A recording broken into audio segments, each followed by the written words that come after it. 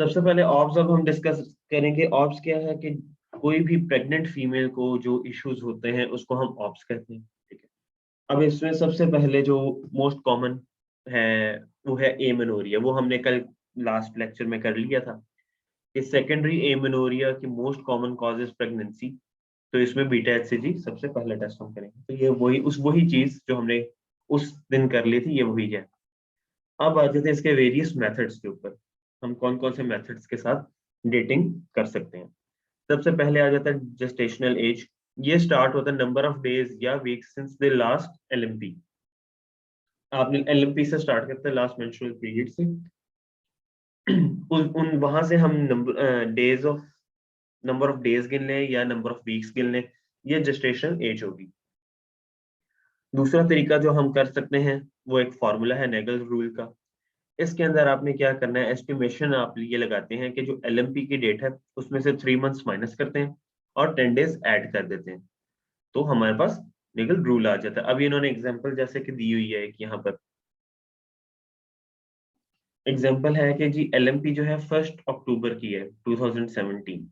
अब 1 अक्टूबर की इसमें से 3 महीने माइनस करें तो ये बन जाएगा 1 जुलाई। उसके अंदर 7 डेज ऐड कर दें तो 8 जुलाई 2018, अगले साल की मतलब ये बनेगी। ठीक हो गया। इस हिसाब से भी आप कैलकुलेट कर सकते हैं। अब इसके ट्राइमेस्टर के ब्रेकडाउन के ऊपर आ जाते हैं। जैसा कि आपको पता है कि 3 ट्राइमेस्टर्स होते हैं, first, second and third. First trimester fertilisation से लेकर हमारे पास 14th वीक तक है। सेकंड ट्राइमेस्टर जो है 14th वीक से हमारे पास 28th वीक तक है। और थर्ड ट्राइमेस्टर 28th से डिलीवरी तक है। ठीक है। अब इसके अंदर हम मुख्तलिफ टेस्ट वगैरह करते हैं, वो अब आगे डिटेल से हम डिस्कस कर लेते हैं। अब टर्म के ऊपर आ जाते हैं। हमारे पास अगर 22 वीक से पहले बेबी डिलीवर हो गया, फीटस डिलीवर होते तो हम उसको रिससिटेट नहीं करते। ठीक है। अगर 23 से 25th वीक के ऊपर भी फीटस डिलीवर हुआ तो हम रिससिटेट करने की कोशिश करते हैं, और ये हम डिसीजन छोड़ दें कंसेंट के ऊपर, अगर कंसेंट मिले तो। अगर 25 वीक से ज्यादा का फीटस है और वो डिलीवर हो जाता है तब हम हमेशा रिससिटेट करेंगे। अब प्री टर्म की जो एग्जांपल है वो आ जाती है 25th से 37 वीक तक। यहाँ पर अगर फीटस जो है अगर 25th से 37 वीक तक अगर डिलीवर हो जाता है तो उसको प्री टर्म के अंदर वो आता है। प्री टर्म इसलिए कहते हैं कि ये सर्वाइव करने के चांसेस होते हैं। 25th वीक से पहले सर्वाइवल के चांसेस नहीं होते क्योंकि रेस्पिरेशन प्रॉपर स्टार्ट नहीं हो सकती। इस वजह से सर्वाइवल के चांस बहुत मतलब ना होने के बराबर होते हैं। अब आ जाते हैं टर्म के ऊपर।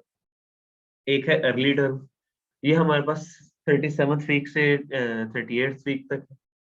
फुल टर्म जो है हमारे पास 39 से लेकर 40 तक है, और लेट टर्म है 41 से एंड ऑफ 41 तक। ठीक है। अगर 42 वीक से ऊपर बेबी हो जाता है तो वो पोस्ट टर्म कहलाता है। ठीक है। fetus born after 42 weeks is post term। चलिए जी, अब आ जाते हैं ग्रेविटी और पैरिटी के ऊपर। ये आपको आना चाहिए, ये क्वेश्चन आपसे पूछा जाएगा। ग्रेविटी क्या होता है? बेसिकली ग्रेविटी है number of times patient has been pregnant. उस प्रेगनेंसी का क्या बना हमें उससे कोई सरोकार नहीं है। ठीक है। जितनी दफा भी पेशेंट प्रेग्नेंट हुई है वो है ग्रेविटी। अब एग्जांपल के तौर पे आपको सिंपल एग्जांपल देते हूँ। एक पेशेंट है, उसमें वो कहते हैं कि जी आपके पास आई है पेशेंट प्रेगनेंसी के साथ, उसके प्रायर 2 बेबीज हैं। ठीक है। और कोई हिस्ट्री ऑफ अबॉर्शन या मिसकैरेज या कुछ और नहीं है, तो उसकी पैरिटी ग्रेविटी कितना हुआ? 2। देखिए कितने बच्चे मैंने उसको बताया आपको? 2। 2। तो अब वो किसके कैसे आई है आपके पास क्लिनिक पे? प्रेग्नेंट। अच्छा, एक और प्रेगनेंसी के साथ हाँ आई है तो प्रेगनेंसी के साथ आई 3। है ना, तो 3 होगा। ठीक है। अब पैरिटी जो है, पैरिटी में हम डिस्कस करते हैं कि प्रेगनेंसी का बना क्या। ठीक है। अब पैरिटी में हमारे पास सबसे पहला नंबर जो होता है वो टर्म बर्थ का होता है। सबसे पहला नंबर पैरिटी में टर्म बर्थ का होता है कि कितने बेबी जो है 37 से 41 वीक के अंदर अंदर हुए हैं, वो टर्म बर्थ पहला नंबर। दूसरा नंबर जो है प्री टर्म बर्थ का होता है। कि अगर प्री टर्म हुआ तो वो दूसरे नंबर पे आएगा। अब वही एग्जांपल ले लेते हैं कि दो उसके बेबी थे, कोई अबॉर्शन कुछ और नहीं था। अब उसमें से वो और फर्दर डिटेल देते हैं कि एक बेबी जो था 36 वीक पे हुआ था और एक जो है 38 पे हुआ था। ठीक है, तो टर्म पे एक हो रहा है और प्री टर्म पे भी एक हो रहा है, तो 1-1 आ गया। अबॉर्शन की क्या हिस्ट्री है? अबॉर्शन की कोई हिस्ट्री नहीं जो मैंने एग्जाम्पल दी उसमें थी, तो अबॉर्शन इज 0। और लिविंग चिल्ड्रन कितने? दोनों लिविंग है अल्हम्दुलिल्लाह, तो ये 2 होगा। ठीक हो गया। अब इसकी ये एग्जांपल इन्होंने यहाँ पर ये दी हुई है। अब ये जो पहला नंबर है, अब आपको खाली वो ये दे देते हैं और वो पूछते हैं यहाँ पर कुछ भी, कोई भी चीज यहाँ वाली पूछ लेते हैं आपको ये बताकर।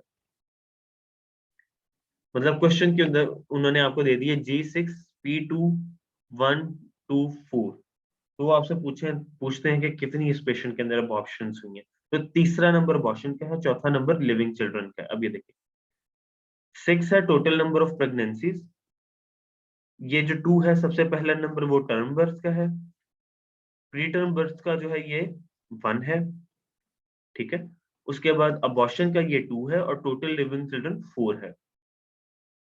अब इसमें एक छोटी सी आपने नोट करनी है, जब भी ट्विंस पैदा होंगे हम उनको बर्थ एक ही काउंट करेंगे। ठीक है, अगर जब भी ट्विन होंगे, ट्विन बर्थ होगी, तो हम उसको प्रेगनेंसी, क्योंकि वो एक ही उसके साथ वो जो है डिलीवर हो रहे हैं, उसको एक ही गिना जाएगा। ठीक हो गया। अब यहाँ नोट डाउन करें, ये देखें ये अब प्री टर्म के ऊपर 1 है, या हालांकि उन्होंने जो एग्जांपल दी है कि 2 children born at term and a set of twins. Set of twins मतलब 2 ट्विंस, एक ट्विन थे, सॉरी 2 बेबीज थे जो कि ट्विन थे, तो एक सेट। आपने ट्विंस को हमेशा सेट के तौर पे लेना कि सेट एक है, बोर्न एट प्री टर्म। अब आ जाते हैं, ये देखिए ग्रेविटी। ग्रेविटी की कितनी है हमारे पास? Number of pregnancy 6। फिर पैरिटी है ये। उसके बाद ये 2 क्या है? Term birth. 1 क्या है? Pre term birth. उसके बाद अगला वाला 2 क्या है? अबॉर्शन। और 4 के लिविंग चिल्ड्रन। ये समझ आ गई? तो फिर हम आगे चलते हैं, ये क्वेश्चन आपको आ सकता है।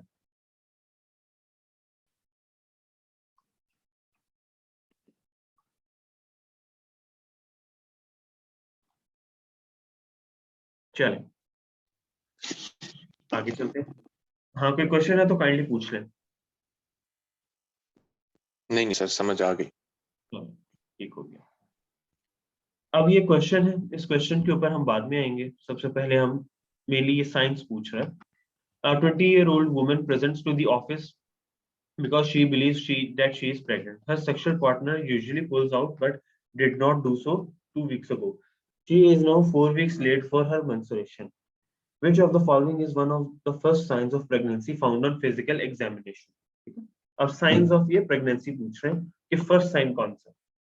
अब ये इस टेबल के ऊपर आ जाते हैं हम। सबसे पहला साइन जो हमें मिलता है वो गुडेल साइन होता है। It means softening of cervix. ये हमें बस 4th वीक के ऊपर, फर्स्ट ट्राइमेस्टर में 4th वीक के ऊपर हमें ये साइन मिल जाता है। तो first sign is always Goodell sign. अगला आ जाता है लेडिन साइन के ऊपर। ये हमारे पास softening of the mid line of the uterus है। ये 6th वीक के अंदर हमें मिलेगा। ठीक है, अगला साइन हमारा है चैडविक साइन। ये blue discolouration of vagina and cervix है, और ये हमारे पास 6 से 8 वीक के ऊपर पॉजिटिव होगा। Then chloasma, the mask of pregnancy इसको कहते हैं। ये हाइपर पिगमेंटेशन होती है फेस के ऊपर, मोस्ट कॉमनली फोरहेड, नोज और चीक्स के ऊपर। ठीक है, ये हमारे पास 16th वीक के ऊपर आएगा। ये आपको, ये जो मैंने सिर्फ 4 अंडरलाइन किए, ये चारों आने चाहिए, इसके अलावा सच नहीं। ठीक है, इसमें अब यहाँ पर क्विकनिंग भी दी हुई है। क्विकनिंग जो है ये हमारे पास, ये नोट डाउन कर लें। Quickening the first time the mother feels fetal movement, इसको क्विकनिंग कहते हैं। ठीक है, अगर इसका अलग सेपरेट क्वेश्चन आ जाए तो। चलिए जी आगे चलते हैं। डायग्नोस्टिक इवेल्युएशन क्या है? सबसे पहला टेस्ट प्रेगनेंसी का क्या है?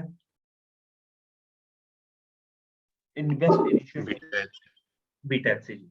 देखिए जब भी बीटा एचसीजी पॉजिटिव आएगा कि बीटा एचसीजी बढ़ गया, ये बताता है प्रेगनेंसी है। ठीक है, ये टेस्ट ये बताएगा प्रेगनेंसी है। प्रेगनेंसी कहाँ पर हुई है ये चीज नहीं ये बताता। अगर एक्टोपिक प्रेगनेंसी भी है ना, मतलब आउट ऑफ नॉर्मल साइड, मतलब प्रेगनेंसी कहीं भी होगी, ये तो बीटा एचसीजी आ जाएगा। अब ये हम पता करना चाहें कि भी प्रेगनेंसी जो है ये वो कहीं एक्टोपिक तो नहीं है, वो अपनी जगह पर ही मौजूद है, कि प्रॉपर यूट्रस के अंदर ही इम्प्लांटेशन हुई है, कहीं फ्लोपियन ट्यूब्स के अंदर तो नहीं होगी। उसके लिए जो अगला टेस्ट हम बीटा एचसीजी के बात करेंगे, अल्ट्रासाउंड। तो अगर क्वेश्चन में पूछे कि साइट ऑफ प्रेगनेंसी अगर पता करनी है तो कौन सा टेस्ट आप करवाएंगे, तो अल्ट्रासाउंड है वो, ठीक है, वो बीटा एचसीजी नहीं होगा। ये चीज आपको याद रखनी है। Initial test is beta hCG, and to confirm the site of implantation, you have to do ultrasound. चलो जी आगे चलते हैं। इसके अब थोड़े से फिजियोलॉजिकल चेंजेस की बात कर लेते हैं। आपने सिर्फ गो थ्रू करना है, ठीक है। अगेन ये हमारे पास कोई शॉर्ट ऐसे क्वेश्चंस आने नहीं है, तो ये ज्यादातर पूछा नहीं जाता एमसीक्यूज के अंदर। एमसीक्यूज के अंदर आगे आपसे ज्यादातर डायग्नोसिस बनवाए जाएंगे, एक आधा सवाल अगर आएगा भी तो आएगा, वो उसके लिए सिर्फ आपने गो थ्रू यहाँ से करना। कार्डियोलॉजिकल साइंस क्या है कि हमारे पास जो है इंक्रीज ब्लड वॉल्यूम होगा, जिसकी वजह से इंक्रीज प्रीलोड होगा, ठीक है। इंक्रीज ब्लड वॉल्यूम, अब ब्लड वॉल्यूम इंक्रीज हुआ तो हमारे पास वीनस रिटर्न ज्यादा हो गया, जिसकी वजह से प्रीलोड ज्यादा हो गया।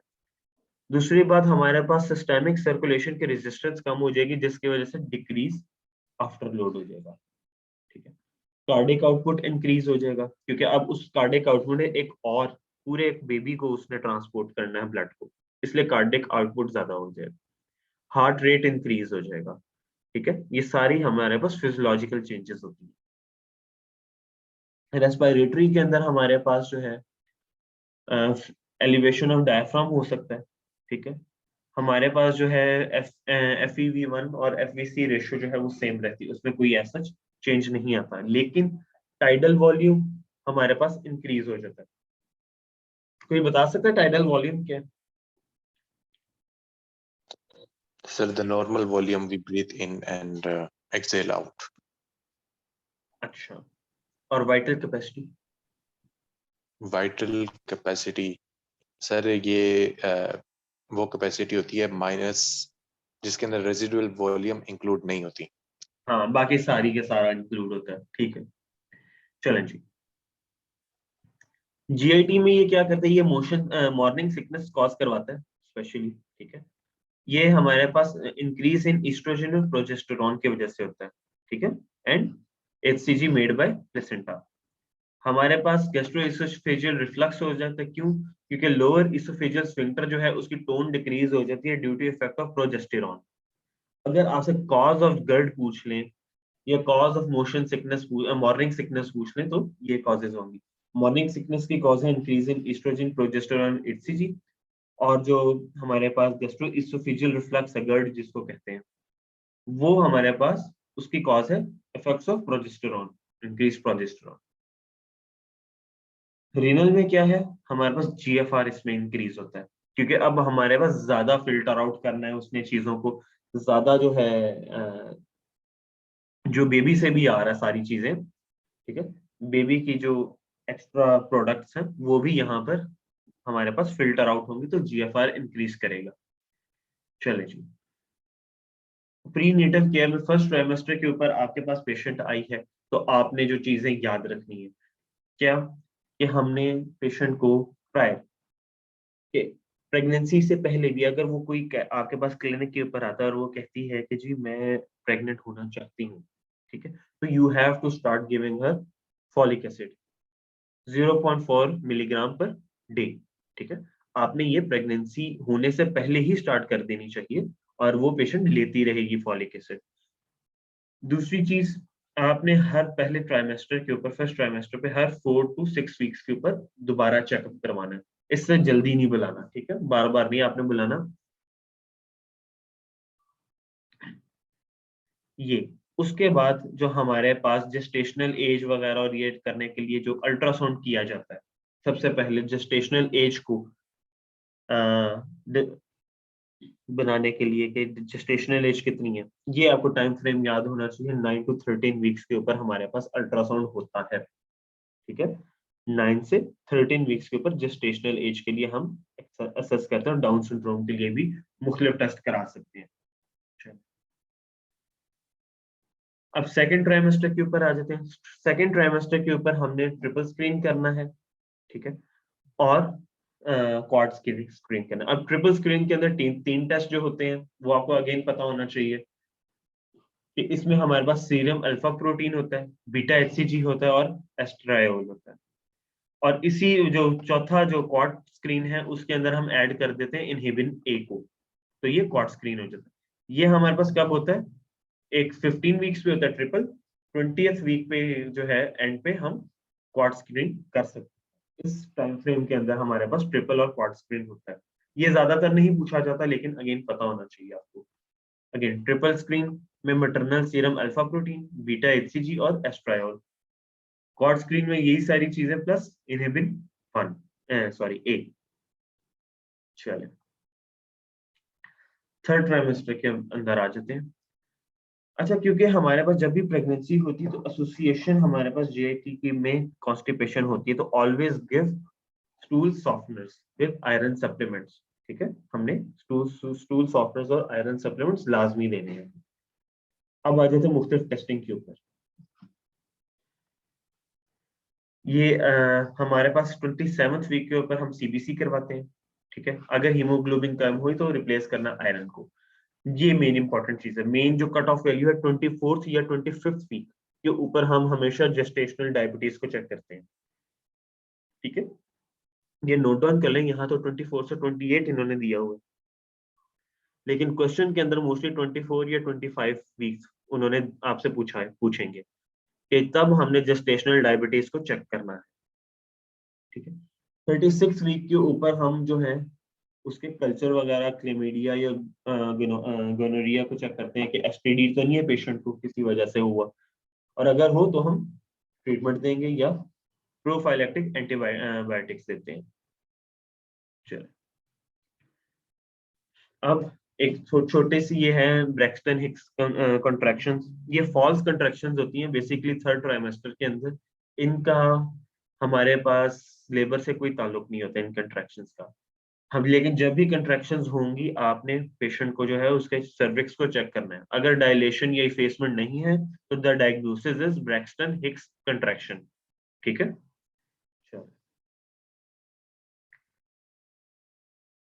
अब दो टेस्ट हैं जेस्टेशनल डायबिटीज के लिए जो हम करते हैं। अब उन दो टेस्टों को यहाँ थोड़ी सी डिटेल दी हुई है।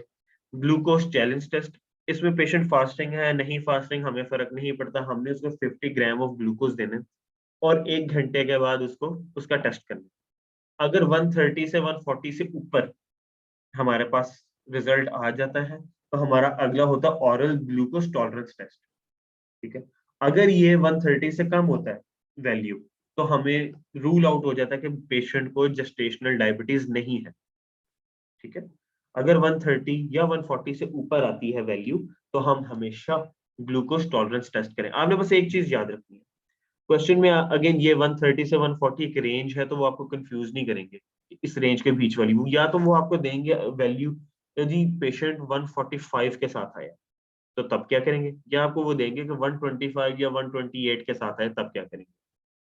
130 से कम है तो जेस्टेशनल डायबिटीज नहीं है, 140 से ज्यादा है तो पॉसिबिलिटी है कि जेस्टेशनल डायबिटीज हो, इसलिए अगला हम उसका main diagnostic test glucose tolerance test करते हैं।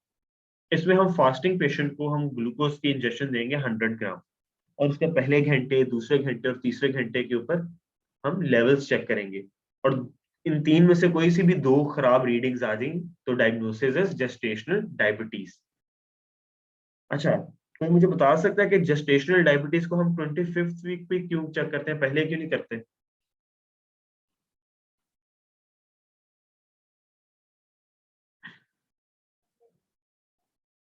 मुदस्सिर आप बताओ, कोई तुक्का? Sir no idea sir.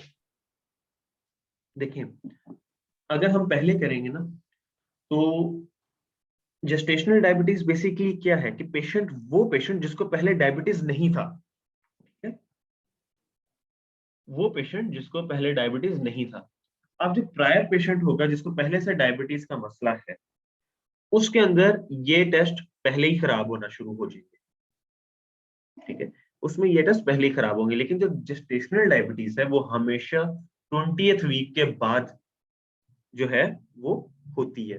20th week से पहले अगर कोई आपके पास खराब टेस्ट के साथ आ जाए तो वो जेस्टेशनल डायबिटीज नहीं है। लेकिन 20th वीक के बाद, मतलब पहले ठीक था, 20th वीक के बाद आपने जब चेक किया तो 25th वीक के ऊपर खास तौर पे आप जब टेस्ट करते हैं और वो खराब आता तो तब ये जेस्टेशनल डायबिटीज होगा। चलिए अब आगे चलते हैं।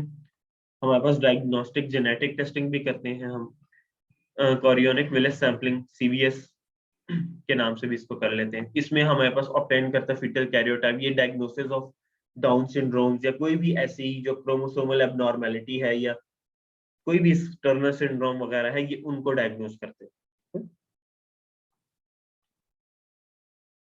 अमाइनो सिंथेसिस ये भी तकरीबन हमारे पास कोरियोनिक विलेस जो है सैंपलिंग के हिसाब से ही है। चले आगे चलते हैं, हम नॉर्मल लेबर के ऊपर आ जाते हैं। कोई क्वेश्चन है यहाँ तक तो कोई वो काइंडली पूछ ले। अगेन हम वही टॉपिक्स कर रहे हैं जो हमारे पेपर के रेलेवेंस से इंपॉर्टेंट है, बाकी हम चीजें इग्नोर कर रहे हैं सारी, ठीक है। नॉर्मल लेबर में आपको जो चीजें अगेन पता होनी चाहिए कि हमारे पास फीटल हार्ट रेट कितना होता है, 110 से लेकर 160 बीट्स पर मिनट के ऊपर। इससे अगर कम हो जाए तो ब्रेडिकार्डिया, ज्यादा हो जाए तो टैकीकार्डिया। अच्छा जी, अब ये चंद उन्होंने चीजें बताई हुई हैं कि अर्ली डिसेलरेशन या वेरिएबल डिसेलरेशन, ये कोई बता सकता है ये क्या चीज है, किस चीज के ऊपर डिसेलरेशन या ये हो रही है, ये क्या ग्राफ, हार्ट रेट के ऊपर। ये क्या चीज है?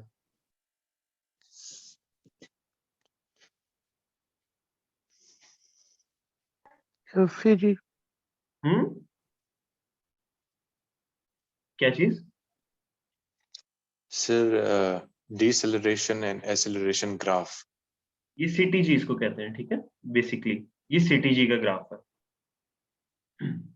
इसका दूसरा नाम है सीटीजी, बस आपने ये याद रखना है। चलें जी, अब स्टेजेस ऑफ लेबर के ऊपर हम आ जाते हैं। यहाँ से आपको टेबल, ये बड़ा इंपॉर्टेंट है, यहाँ से आपको क्वेश्चंस आएंगे। स्टेज 1 हमारे पास दो तीन स्टेजेस हैं बेसिकली लेबर की, स्टेज 1, 2 एंड 3। स्टेज 1 जो है हमारे पास ये ऑनसेट ऑफ लेबर के, हमारे पास कंट्रैक्शन स्टार्ट हुई है वहां से लेकर फुल डायल्यूशन ऑफ सर्विक्स तक, ये स्टेज 1 है। इसको हम फर्दर दो हिस्सों में डिवाइड कर देते हैं। पहला हिस्सा है ऑनसेट ऑफ लेबर से लेकर 6 सेंटीमीटर डायलेशन, इसको लेटेंट फेज कहते हैं। दूसरा हिस्सा है 6 सेंटीमीटर डायलेशन से फुल डायलेशन। कोई बता सकता है फुल डायलेशन कितने सेंटीमीटर की होती है? 10 सेंटीमीटर सर। 10 सेंटीमीटर, ठीक है, ये भी पता होना चाहिए। अब स्टेज 1 के दो पार्ट्स हैं, लेटेंट एंड एक्टिव फेज। अब आ जाते हैं इनके टाइम फ्रेम्स के ऊपर। अगर लेटेंट फेज का जो टाइम फ्रेम है वो 6 to 7 आवर्स है इन प्राइमरी ग्रेविडा। अब कोई मुझे अगेन बताए कि प्राइमरी ग्रेविडा कौन है, किसको primary gravida? First birth, first first जो प्रेगनेंसी। पहली दफा बर्थ देने लगी है उसको प्राइमरी ग्रेविडा कहते हैं। और मल्टीपैरा उसको कहते हैं जो पहले दे चुकी हुई है, ठीक है, वो उसकी दूसरी या तीसरी टाइम, कोई सी भी टाइम हो सकता है। अब ये टाइम फ्रेम्स आपको आने चाहिए कि लेटेंट फेज जो है 6 to 7 आवर्स होता है प्राइमरी में, और मल्टीपैरा में 4 to 5 आवर्स होता है। एक्टिव फेज जो है प्राइमरी ग्रेविडा में हमारे पास जो डायलेशन का वो रेट है वो है more than 1.2 centimetre per hour, ठीक है। अगर ये कम होगा तो इसकी हम डिजीज डिस्कस करते हैं कि उस डिजीज को क्या कहेंगे। अगर 1.2 सेंटीमीटर पर आवर से कम है तो उसका एक डिजीज होता है। ऐसी मल्टीपैरा 1.5 सेंटीमीटर पर आवर से ज्यादा होनी चाहिए। देन आ जाते हैं सेकंड स्टेज के, ये फुल डायलेशन ऑफ सर्विक्स हो गई है। उस स्टेज से लेकर डिलीवरी ऑफ फीटस तक है ये न्यूनेट, ठीक है। ये हमारे पास 30 मिनट से लेकर 3 आवर्स तक हो सकती है प्राइमरी में, और मल्टीपैरा में 5 से 30 मिनट तक। देन है तीसरी स्टेज ये फीटस डिलीवर होने से लेकर डिलीवरी ऑफ प्लेसेंटा तक होती है और ये मोस्टली 30 मिनट्स होती है। चलो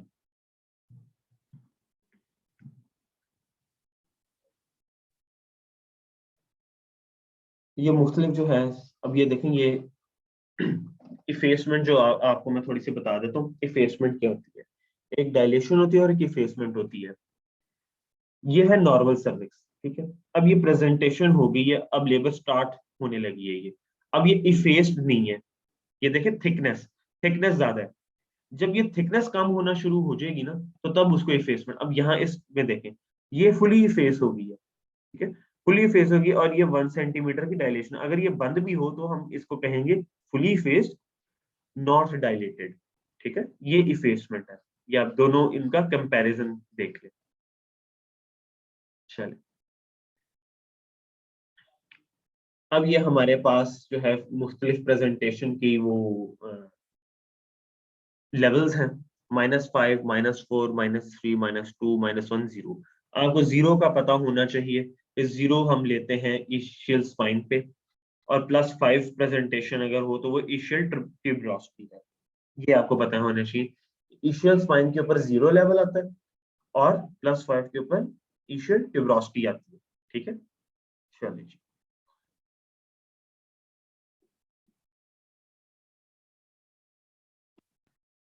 अब स्टेजेस, सेकंड स्टेज में जो है हमारे पास क्या था कि फुली डायलेटेड हो गया, 10 सेंटीमीटर डायलेट हो गए, वहां से लेकर डिलीवरी ऑफ बेबी तक। अब इसकी आगे से चंद जो पार्ट्स हैं, स्टेप्स हैं। सबसे पहले engagement, descent, flexion, internal rotation. ये अगेन नाम सिर्फ आपको आना चाहिए। एक्सटेंशन, एक्सटर्नल रोटेशन, ये सिर्फ नाम आपको आने चाहिए, ठीक है। और एक्सपल्शन, आखिरी एक्सपल्शन होगा। ज्यादा डेप्थ में इसके हम नहीं जाएंगे, ये नहीं पूछा जाता इतना। अगेन अगर यही हमारा ऐसे क्वेश्चन होता तो ये मोस्ट कॉमनली आस्क्ड क्वेश्चन था, लेकिन एमसीक्यूज के अंदर ये मोस्ट कॉमनली नहीं पूछा। सिर्फ एक आपने रीड देनी है, इससे ज्यादा कुछ भी नहीं। अब स्टेज 3 जो है हमने ऑलरेडी डिस्कस कर लिया कि डिलीवरी ऑफ प्लेसेंटा तक होती है। अब इंडक्शन ऑफ लेबर, कौन कौन सी वो ड्रग्स हैं, ये कौन कौन सी वो चीजें हैं जिससे हम लेबर को इंड्यूस करवा सकते हैं।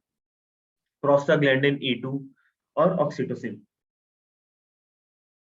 ऑक्सीटोसिन जो है वो यूट्राइन कॉन्ट्रैक्शंस को एग्जैजुरेट करवाता है, और जो हमारे पास प्रोस्टाग्लैंडिन E2 है वो सर्वाइकल रिपनिंग करवाता है, ठीक है। अब ये आगे क्वेश्चंस जो मेन हमने डिस्कस करने हैं, जो हमें आने चाहिए। चलिए जी।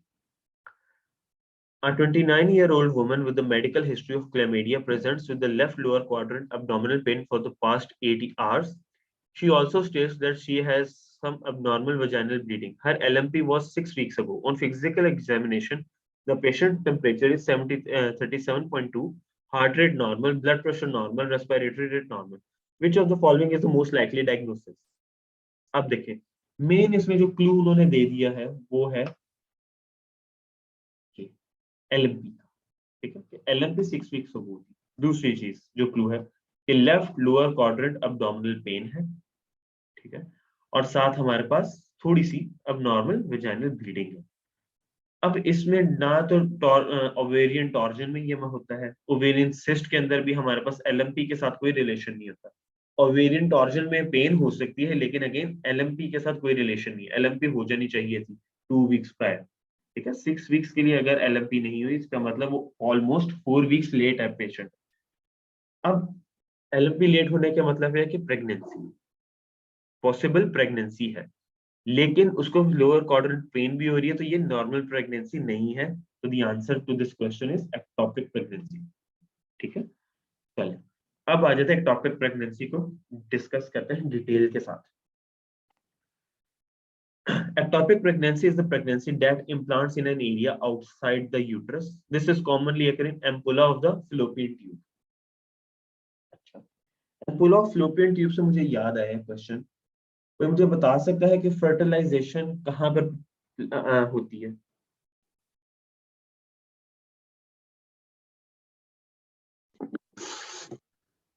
एम्पुला में ही होती है सर। एम्पुला में ही होती है, ये आपको आना चाहिए।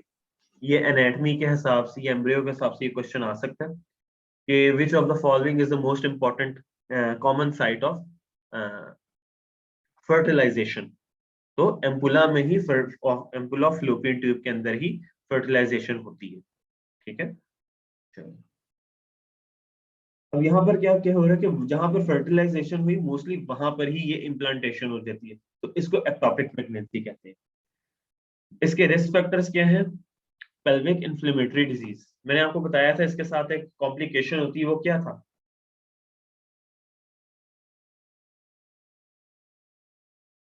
स्पेशल कॉम्प्लिकेशन मैंने इसकी बताई थी, एक लिखवाई थी आपको, ये ट्यूबल स्कारिंग कराता है। ठीक है, ट्यूबल स्कारिंग। अब ट्यूब जो है फ्लोपियन ट्यूब्स वही खराब हो गई हैं, इसलिए हमारे पास या तो फर्टिलिटी होगी नहीं, या अगर हो भी रही है तो वो अब नॉर्मल होना शुरू होगी। ठीक है, दूसरी चीज ये आईयूडी के अंदर कोई भी लिनोवो डिस्ट्रल जो है डिवाइस, उसकी वजह से भी हो सकता है। अब प्रेजेंटेशन क्या होती है? यूनिलैटरल लोअर एब्डोमिनल पेन, अगर राइट फ्लोपियन ट्यूब है तो राइट साइड पे, लेफ्ट है तो लेफ्ट साइड के ऊपर, साथ वेजाइनल ब्लीडिंग होगी patient. Diagnostic test is always, सबसे पहला टेस्ट इज बीटा एचसीजी, ये कंफर्म करेगा प्रेगनेंसी को, और अल्ट्रासाउंड कंफर्म करेगा लोकेशन ऑफ इम्प्लांटेशन। ठीक है, अब आ जाते हैं इसके ट्रीटमेंट के ऊपर। टॉपिक प्रेगनेंसी है, आपने सबसे पहले अल्ट्रासाउंड करके देख लिया कि जी रप्चर्ड तो नहीं है, नॉन रप्चर्ड होगी या रप्चर्ड होगी।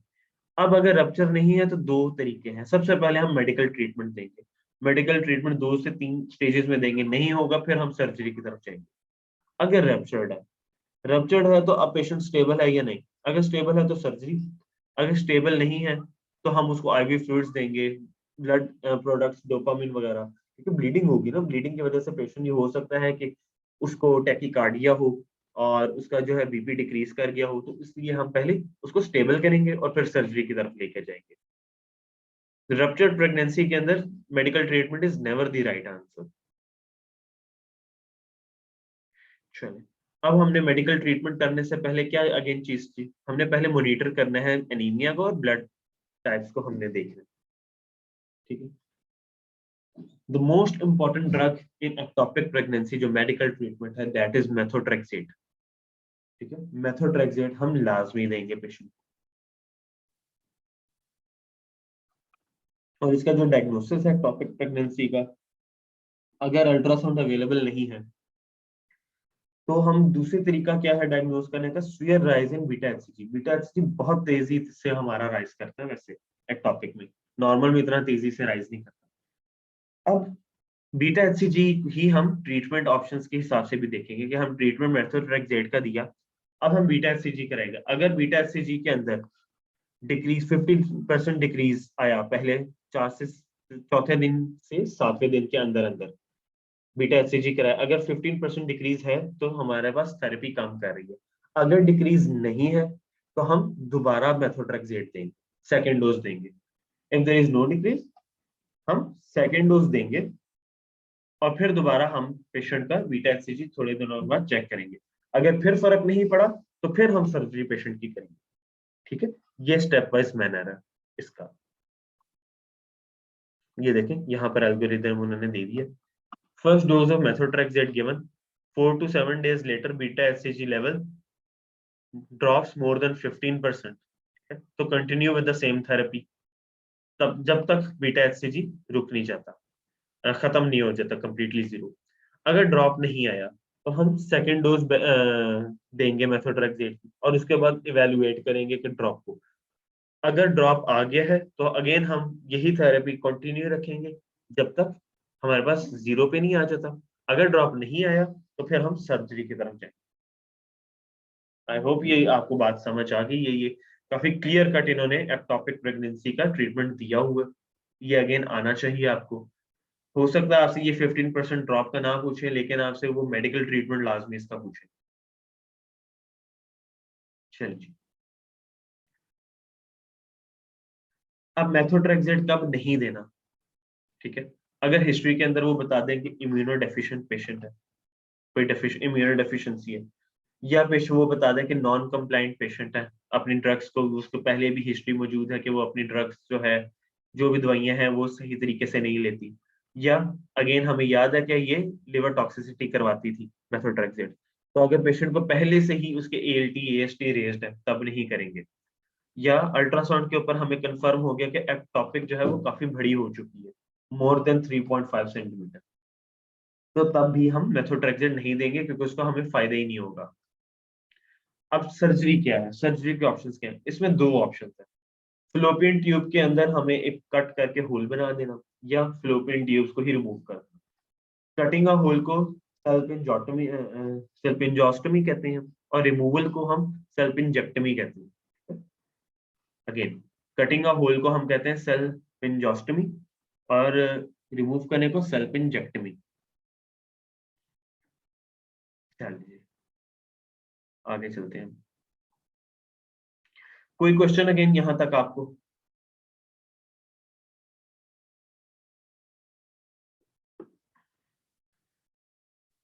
कोई क्वेश्चन है? नहीं तो फिर हम आगे चलते हैं, अगला डिस्कस करते हैं। चलिए जी अबॉर्शन।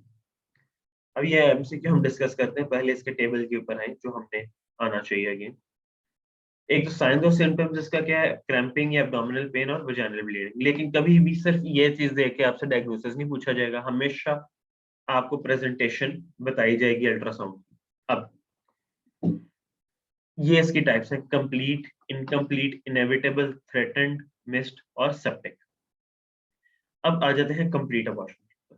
हमारे पास कोई प्रोडक्ट कंसेप्शन का अंदर नहीं पड़ा होगा यूट्रस में, और हमारे पास सर्वाइकल ऑस जो है वो क्लोज्ड होगा। ये आपको याद होनी चाहिए ये चीजें। आप ये लिख लें कि इस टेबल के अंदर से एक MCQ आपको लाजमी आना है NLE के अंदर, लाजमी यहां से आएगा गायनी ऑब्स का एक क्वेश्चन, ठीक है। कंप्लीट अबॉर्शन कब होगी? कि जब कोई प्रोडक्ट हमारे पास नहीं पड़ा अंदर और सर्वाइकल ओस जो है वो क्लोज्ड है। अब इनकम्प्लीट, इनकम्प्लीट में क्या है कि हमारे पास थोड़े से कंसेप्शन के प्रोडक्ट्स पड़े हैं, थोड़े से, ठीक है, और हमारे पास सर्वाइकल ऑस ओपन है, ये है इनकम्प्लीट अबॉर्शन। देन आ जाती है इनएविटेबल अबॉर्शन। इसमें क्या होगा कि कंसेप्शन के सारे प्रोडक्ट्स पड़े हैं, लेकिन इंट्रा यूट्राइन ब्लीडिंग हुई है और डायलेशन ऑफ सर्विक्स भी है, ठीक है। प्रोडक्ट्स ऑफ कंसेप्शन सारी अपनी जगह मौजूद है, लेकिन हमारे पास इंट्रा यूट्राइन ब्लीड है और हमारे पास डायलेशन ऑफ सर्विक्स है। इसको इनएविटेबल अबॉर्शन, मतलब आप इसको रोक नहीं सकता, हो ही जाना है। दूसरा आ जाता है थ्रेटन्ड अबॉर्शन। इसमें क्या है कि प्रोडक्ट्स ऑफ कंसेप्शन इंटैक्ट है, इंट्रा यूट्राइन ब्लीडिंग भी है, लेकिन हमारे पास डायलेशन ऑफ सर्विक्स कोई नहीं, ये इन दोनों में डिफरेंस आ जाता है। ठीक हो गया। इसका ट्रीटमेंट क्या है? बेड रेस्ट या पेल्विक रेस्ट। इनएविटेबल अबॉर्शन में आपने क्या करना था, क्योंकि आप अबॉर्शन आप रोक नहीं सकते, तो उसमें DNC आप करेंगे, ठीक है। डायलेशन एंड क्यूरेटाज, DNC का मतलब है डायलेशन एंड क्यूरेटाज, या मेडिकल ट्रीटमेंट हम दे सकते हैं। मेडिकल ट्रीटमेंट क्या है? मेथोट्रेक्सेट ही है मेडिकल ट्रीटमेंट इसका। अच्छा, आगे आ जाते हैं मिस्ड अबॉर्शन के ऊपर। Death of the fetus, but all products of conception present in the uterus, cervical os is closed. आपको अल्ट्रासाउंड के ऊपर ही वो बता देंगे कि फीटस जो है वो उसकी डेथ हो चुकी है और हमारे पास सब कुछ अंदर पड़ा है, लेकिन सर्वाइकल ऑस क्लोज है। इसको हम मिस्ड अबॉर्शन कहेंगे। इसमें भी हम DNC करेंगे। ये मोस्ट इंपॉर्टेंट 5 आने चाहिए आपको। सेप्टिक अबॉर्शन ज्यादा पूछा नहीं जाता, ठीक है। इसमें जो है इन्फेक्शन वगैरह साथ हो सकता है, साथ नहीं हो सकती, ये चीजें, लेकिन ये अगेन आपको पता होना चाहिए। Complete, incomplete, inevitable, threatened, missed. अब आ जाते हैं ऊपर MCQ के ऊपर। ये देखेंगे, A 20-year-old woman presents to the emergency department for vaginal bleeding and lower abdominal pain for 1 day. She states that she is 15 weeks pregnant. Vital signs include temperature, heart rate this normal है, BP भी normal है, respiratory rate भी normal। On pelvic exam, there is blood present in the vault, ठीक है। और उसके बाद cervical Oasis 3 centimetre dilated. अब यह 3 सेंटीमीटर डायलेटेड आ गया। Ultrasound shows gestational sac with the yolk, उसके बाद fetal heart beat is visualised. अब मुझे कोई बताएगा इसका आंसर क्या होगा? कंप्लीट है, इनकम्प्लीट है, इनएविटेबल है, थ्रेटन्ड है, क्या है? सर इनएविटेबल है। इनएविटेबल है। जहां भी सर्वाइकल ओस की ओपनिंग आ जाए, अगर यही सर्वाइकल ओस क्लोज होता, सेम यही सवाल होता, और सर्वाइकल ओस क्लोज है, अब क्या होना था आपके पास ऑप्शन? मिस्ड। नहीं, सर्वाइकल ओस क्लोज है, सॉरी। थ्रेटन्ड होना था, ठीक है। अगर यही क्वेश्चन होता कि वो जी फीटल हार्ट रेट प्रेजेंट नहीं है, फीटल हार्ट बीट नहीं है, there is no foetal heart beat, ठीक है, और उसके बाद सर्वाइकल ओस भी क्लोज्ड है, तब क्या होना था आंसर? तब मिस्ड होना था, ठीक है। मिस्ड होना था। ये आपको समझ आ गई सारों को? ये आपने अबॉर्शन को कैसे देखना है, इसके टाइप्स को, ये आप लिख लें कि यहाँ से क्वेश्चन आना ही आना है। चलें जी,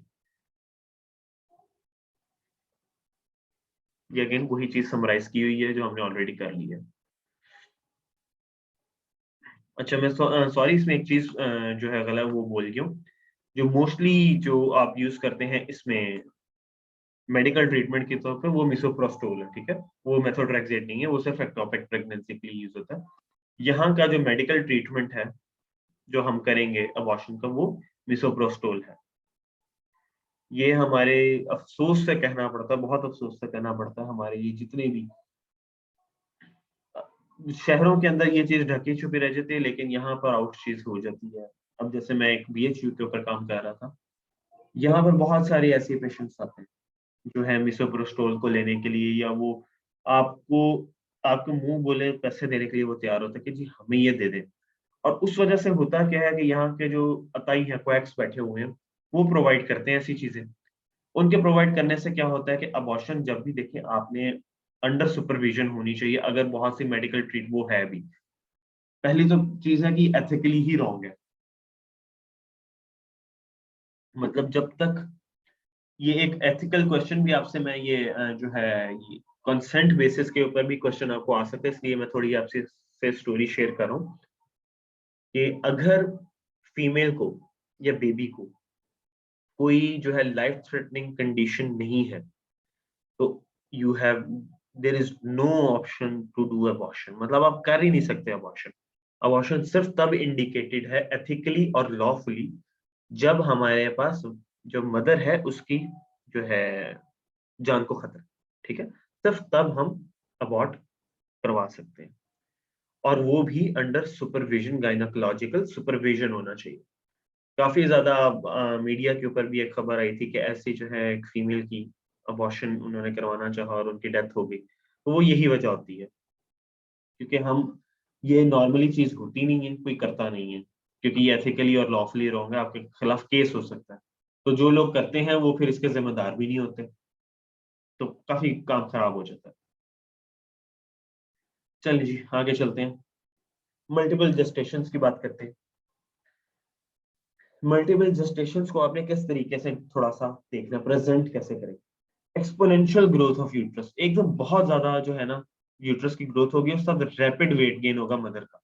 नॉर्मल प्रेगनेंसी में रैपिड वेट गेन नहीं होता, स्लोली होता शुरू में, लेकिन जब भी रैपिड वेट गेन होगा विद इंक्रीज्ड बीटा एचसीजी, तो आपने मल्टीपल जेस्टेशंस को करना है। अगेन इसका डायग्नोस्टिक के टेस्ट क्या है? अल्ट्रासाउंड। अब इसमें आ जाते हैं मोनोजाइगोटिक ट्विंस या डायजाइगोटिक ट्विंस। मोनोजाइगोटिक्स का क्या मतलब है कि एक ही एग था जिसके साथ स्पर्म जो है वो फर्टिलाइजेशन हुई, अब वो फर्टिलाइज जो ओवम बना वो जो है दो में डिवाइड हो गया, तो आइडेंटिकल ट्विंस होगी, सेम जेंडर होगी, सेम फिजिकल कैरेक्टरिस्टिक्स होगी, सिर्फ और सिर्फ फिंगरप्रिंट्स चेंज होंगे। Even in identical twins fingerprints differ, ये याद रखना आपने, ठीक है। ब्लड टाइप सेम होगी, सारी चीजें सेम होगी, लेकिन फिंगरप्रिंट जो है वो डिफरेंट होगी। डायजाइगोटिक जो है मतलब दो जो है ओव्यूलेशन के दौरान दो एग्स रिलीज हो गए, दोनों के साथ दो स्पर्म की फर्टिलाइजेशन होगी और वो उनकी इम्प्लांटेशन होगी। इसमें जो है डिफरेंट और या सेम सेक्स जो है, मतलब दो दो अलग अलग प्रेगनेंसीज के हिसाब से आपने इसको रखना है याद। चलिए, लेट प्रेगनेंसी कॉम्प्लिकेशंस। चलिए,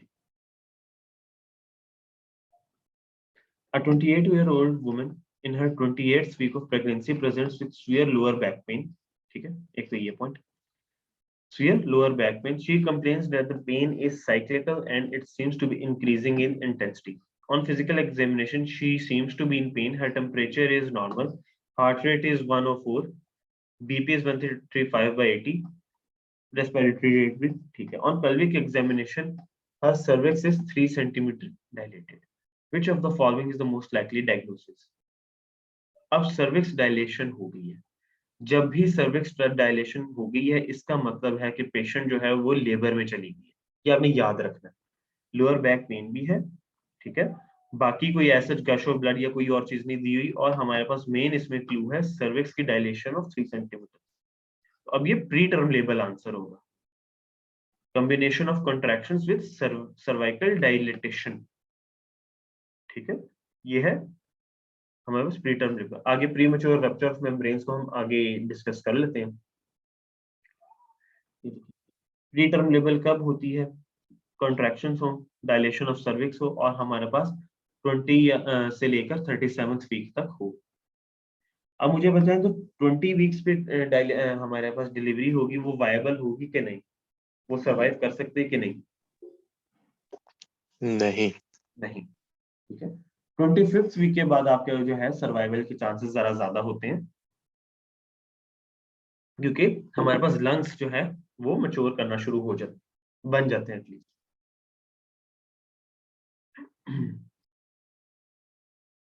अच्छा, अब ये चंद कॉजेस हैं. जब प्री टर्म लेबर को, अगर प्री टर्म लेबर के अंदर पेशेंट चली गई, हम उसको रोक सकते हैं. ठीक है. उसको रोकने के तरीके क्या हैं? ये अगर यहाँ नहीं आगे यार, हम उसको टोकोलिटिक्स या और चीजों से हम उसको रोक सकते हैं. अभी हम डिटेल में करेंगे कि टोकोलिटिक्स वगैरह या और ये चीजें क्या होती हैं. हमने किस सिचुएशन में नहीं रोकनी प्री टर्म लेबर? मतलब पेशेंट को, बेबी को, फीटस को डिलीवर होने देना है. अगर हमारे पास मैटरनल फियर प्री एक्लेम्शिया या एक्लेम्शिया, ब्लड प्रेशर बहुत ज्यादा स्वीयर, कंट्रोल नहीं हो रहा दवाइयों के ब्लड, तब हम लेबर को नहीं रोकेंगे. अगर हमारे पास मैटरनल कार्डिक डिजीज है तब भी नहीं रोकेंगे.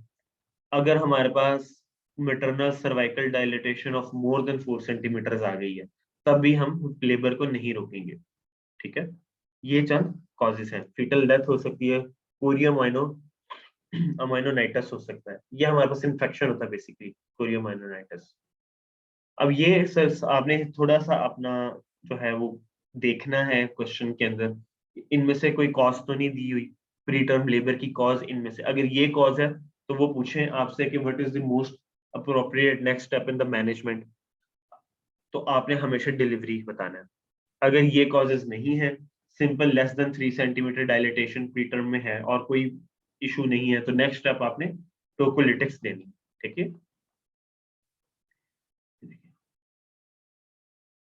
अब आपने नॉर्मली देख लेते हैं, नॉर्मल चीजें. ये तो हमारे पास एक्सेप्शनल केसेस हो गए ना, कि इन केसेस में हमने उसको नहीं रोकना डिलीवरी को. अब नॉर्मली हमारे पास क्या क्राइटेरिया है? कॉन्ट्रैक्शंस और सर्वाइकल डायलेटेशन हुई है. अगर बेबी मोर देन हमारे पास मतलब 2.5 किलो से ज्यादा का बेबी है, तो हमने डिलीवर होने देना. अगर बेबी 2.5 किलो से कम है तो हमने नहीं होने देना, हमने बीटा मेथासोन और टोकोलिटिक्स देने. तो मुझे बता सकता है कि बीटा मेथासोन हम क्यों देते हैं? पल्मोनरी मैच्योरेशन के लिए. मैच्योरेशन, मेनली सर्फेक्टेंट की प्रोडक्शन. ठीक है. Patient should be given betamethasone and a corticosteroid to mature the fetus lungs. ठीक है. इसका इफेक्ट शुरू होता है 24 से 24 घंटे के बाद और पीक करता 2 दिनों के अंदर. दूसरा आ जाता है टोकोलिटिक्स. टोकोलिटिक्स भी हम देंगे, ये हमारे पास प्रेगनेंसी को रोकेंगे होने से, प्री टर्म लेबर को रोकेंगे. बेस्ट टोकोलिटिक्स जो है वो कैल्शियम चैनल ब्लॉकर्स हम दे सकते हैं. ठीक है. ये हमारे पास मोस्ट प्रेफर्ड टोकोलिटिक्स है. चलिए देखिए, slow the progression of cervical dilatation by decreasing uterine contractions. चलिए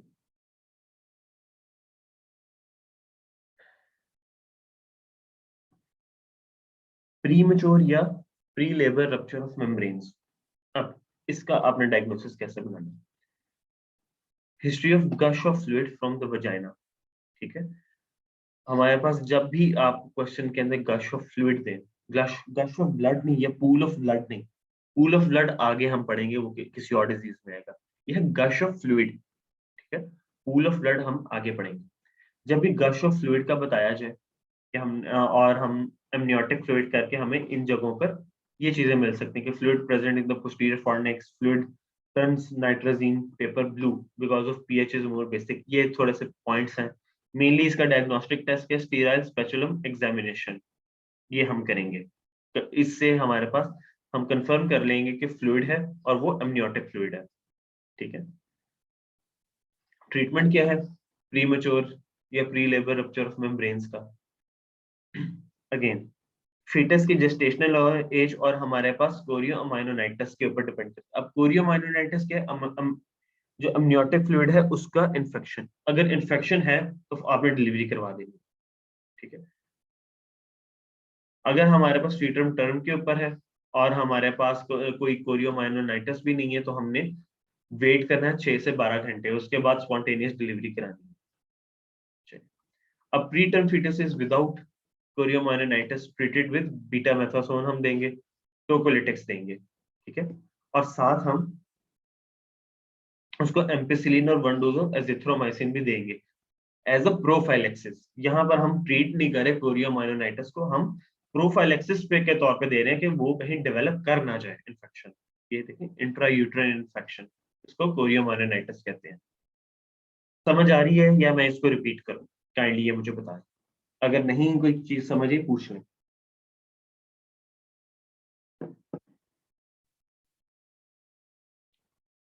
सर ये ट्रीटमेंट एक दफा प्लीज दोबारा से रिपीट कर दें। ट्रीटमेंट में आपको रिपीट कर देता हूँ। देखो अब premature rupture of membranes या pre labour rupture of membranes जो है दो चीजों पे डिपेंड करती है, जेस्टेशनल एज के ऊपर और हमारे पास प्रेजेंस ऑफ कोरियोमाइनोनाइटिस। कोरियोमाइनोनाइटिस क्या है? इन्फेक्शन। अगर इन्फेक्शन है तो हमने डिलीवर करवा लेना, ठीक है। अगर हमारे पास पेशेंट जो है वो टर्म पे है, मतलब उसकी पूरी टाइम पूरा हो चुका हुआ है, तो हम 6 से 12 घंटे वेट करके डिलीवरी करवाएंगे, ठीक है। अब आ जाते हैं कि अगर वो टर्म पे नहीं है, अगर वो प्री टर्म फीटस है, तब क्या करेंगे? अब प्री टर्म फीटस है और कोरियोमाइनोनाइटिस भी नहीं है, तब हम क्या करेंगे? अगेन बीटामेथासोन देंगे, टोक्योलिटिक्स देंगे, टोकोलिटिक्स जो हमने प्री मेच्योर लेबर के अंदर प्री टर्म लेबर में दे रहे थे, वो दोनों चीजें हम इसमें भी देंगे लेबर रोकने के लिए। साथ इसमें हम क्या करेंगे? प्रोफाइलेक्सिस के तौर पे एम्पिसिलिन और एजिथ्रोमाइसिन भी दे देंगे, ठीक है। आई होप ये पॉइंट समझ आ गया। या कहते हैं मैं दोबारा रिपीट करता हूँ, नहीं समझ आया तो? थैंक यू सर, आ गया अब समझ। चलो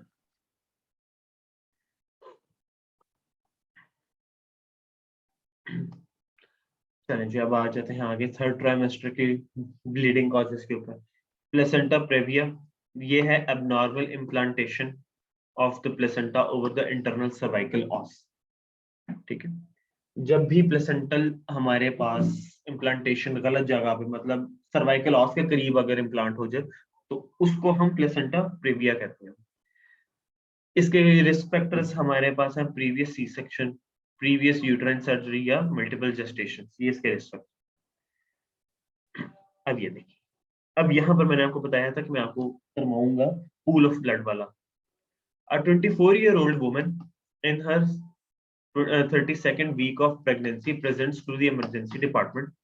She states that she woke up in her bed in a pool of blood. अब पूल ऑफ ब्लड का कोई मुझे मतलब समझा सकता है कि वो उठी है तो वो पूल ऑफ ब्लड के अंदर थी? उन्होंने मेनली एक चीज बताई है बगैर उस चीज को बताए। सर ब्लीडिंग के साथ उठी है। ब्लीडिंग के साथ उठी है, लेकिन क्या वो पेनफुल है या पेनलेस है? सर एक second, she said she woke up, painless sir. Painless. हमेशा प्लेसेंटा प्रीविया का पेशेंट जो है वो पेनलेस ब्लीडिंग के साथ, वजाइनल ब्लीडिंग के साथ है, ठीक है।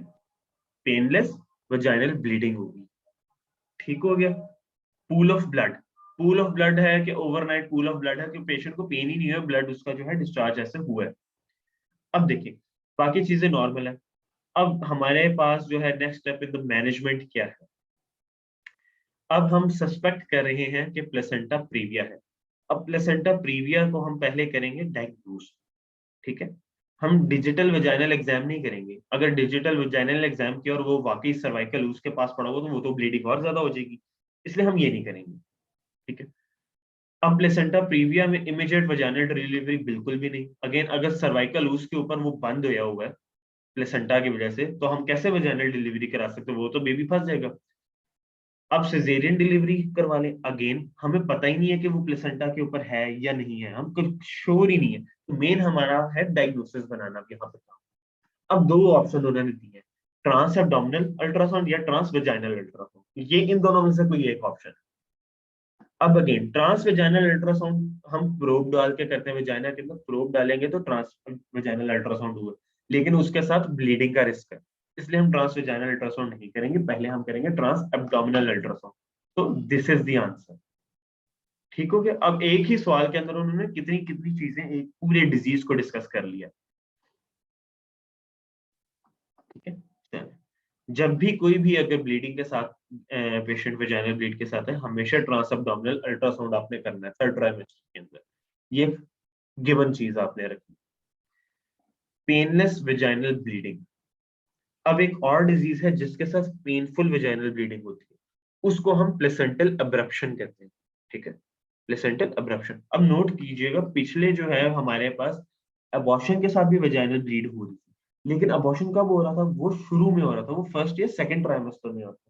ये हम अब डिस्कस कर रहे हैं थर्ड ट्राइमेस्टर की चीजें, इसमें 28 वीक या उससे आगे की चीजें डिस्कस की जाएंगी हिस्ट्री के अंदर। ये देखो third week of trimester, third trimester के अंदर पेनलेस वेजाइनल ब्लीडिंग, हमारे पास क्या होगा, सबसे पहले हम पहले ट्रांस एब्डोमिनल अल्ट्रासाउंड करेंगे, फिर ट्रांस वेजाइनल करेंगे। अब आ जाते हैं इसकी टाइप्स के ऊपर, ये इस यहाँ से आपको मैं इसकी टाइप्स समझाऊं। प्लेसेंटल प्रीविया की टाइप्स है, ये है कंप्लीट, ये सर्वाइकल ऑस है, ये कंप्लीटली क्लोज है। ये है पार्शियल, पार्शियल में क्या है कि कंप्लीटली क्लोज नहीं है, लेकिन मोस्ट पार्ट क्लोज है, ठीक है। और ये तीसरी टाइप है इसकी मार्जिनल।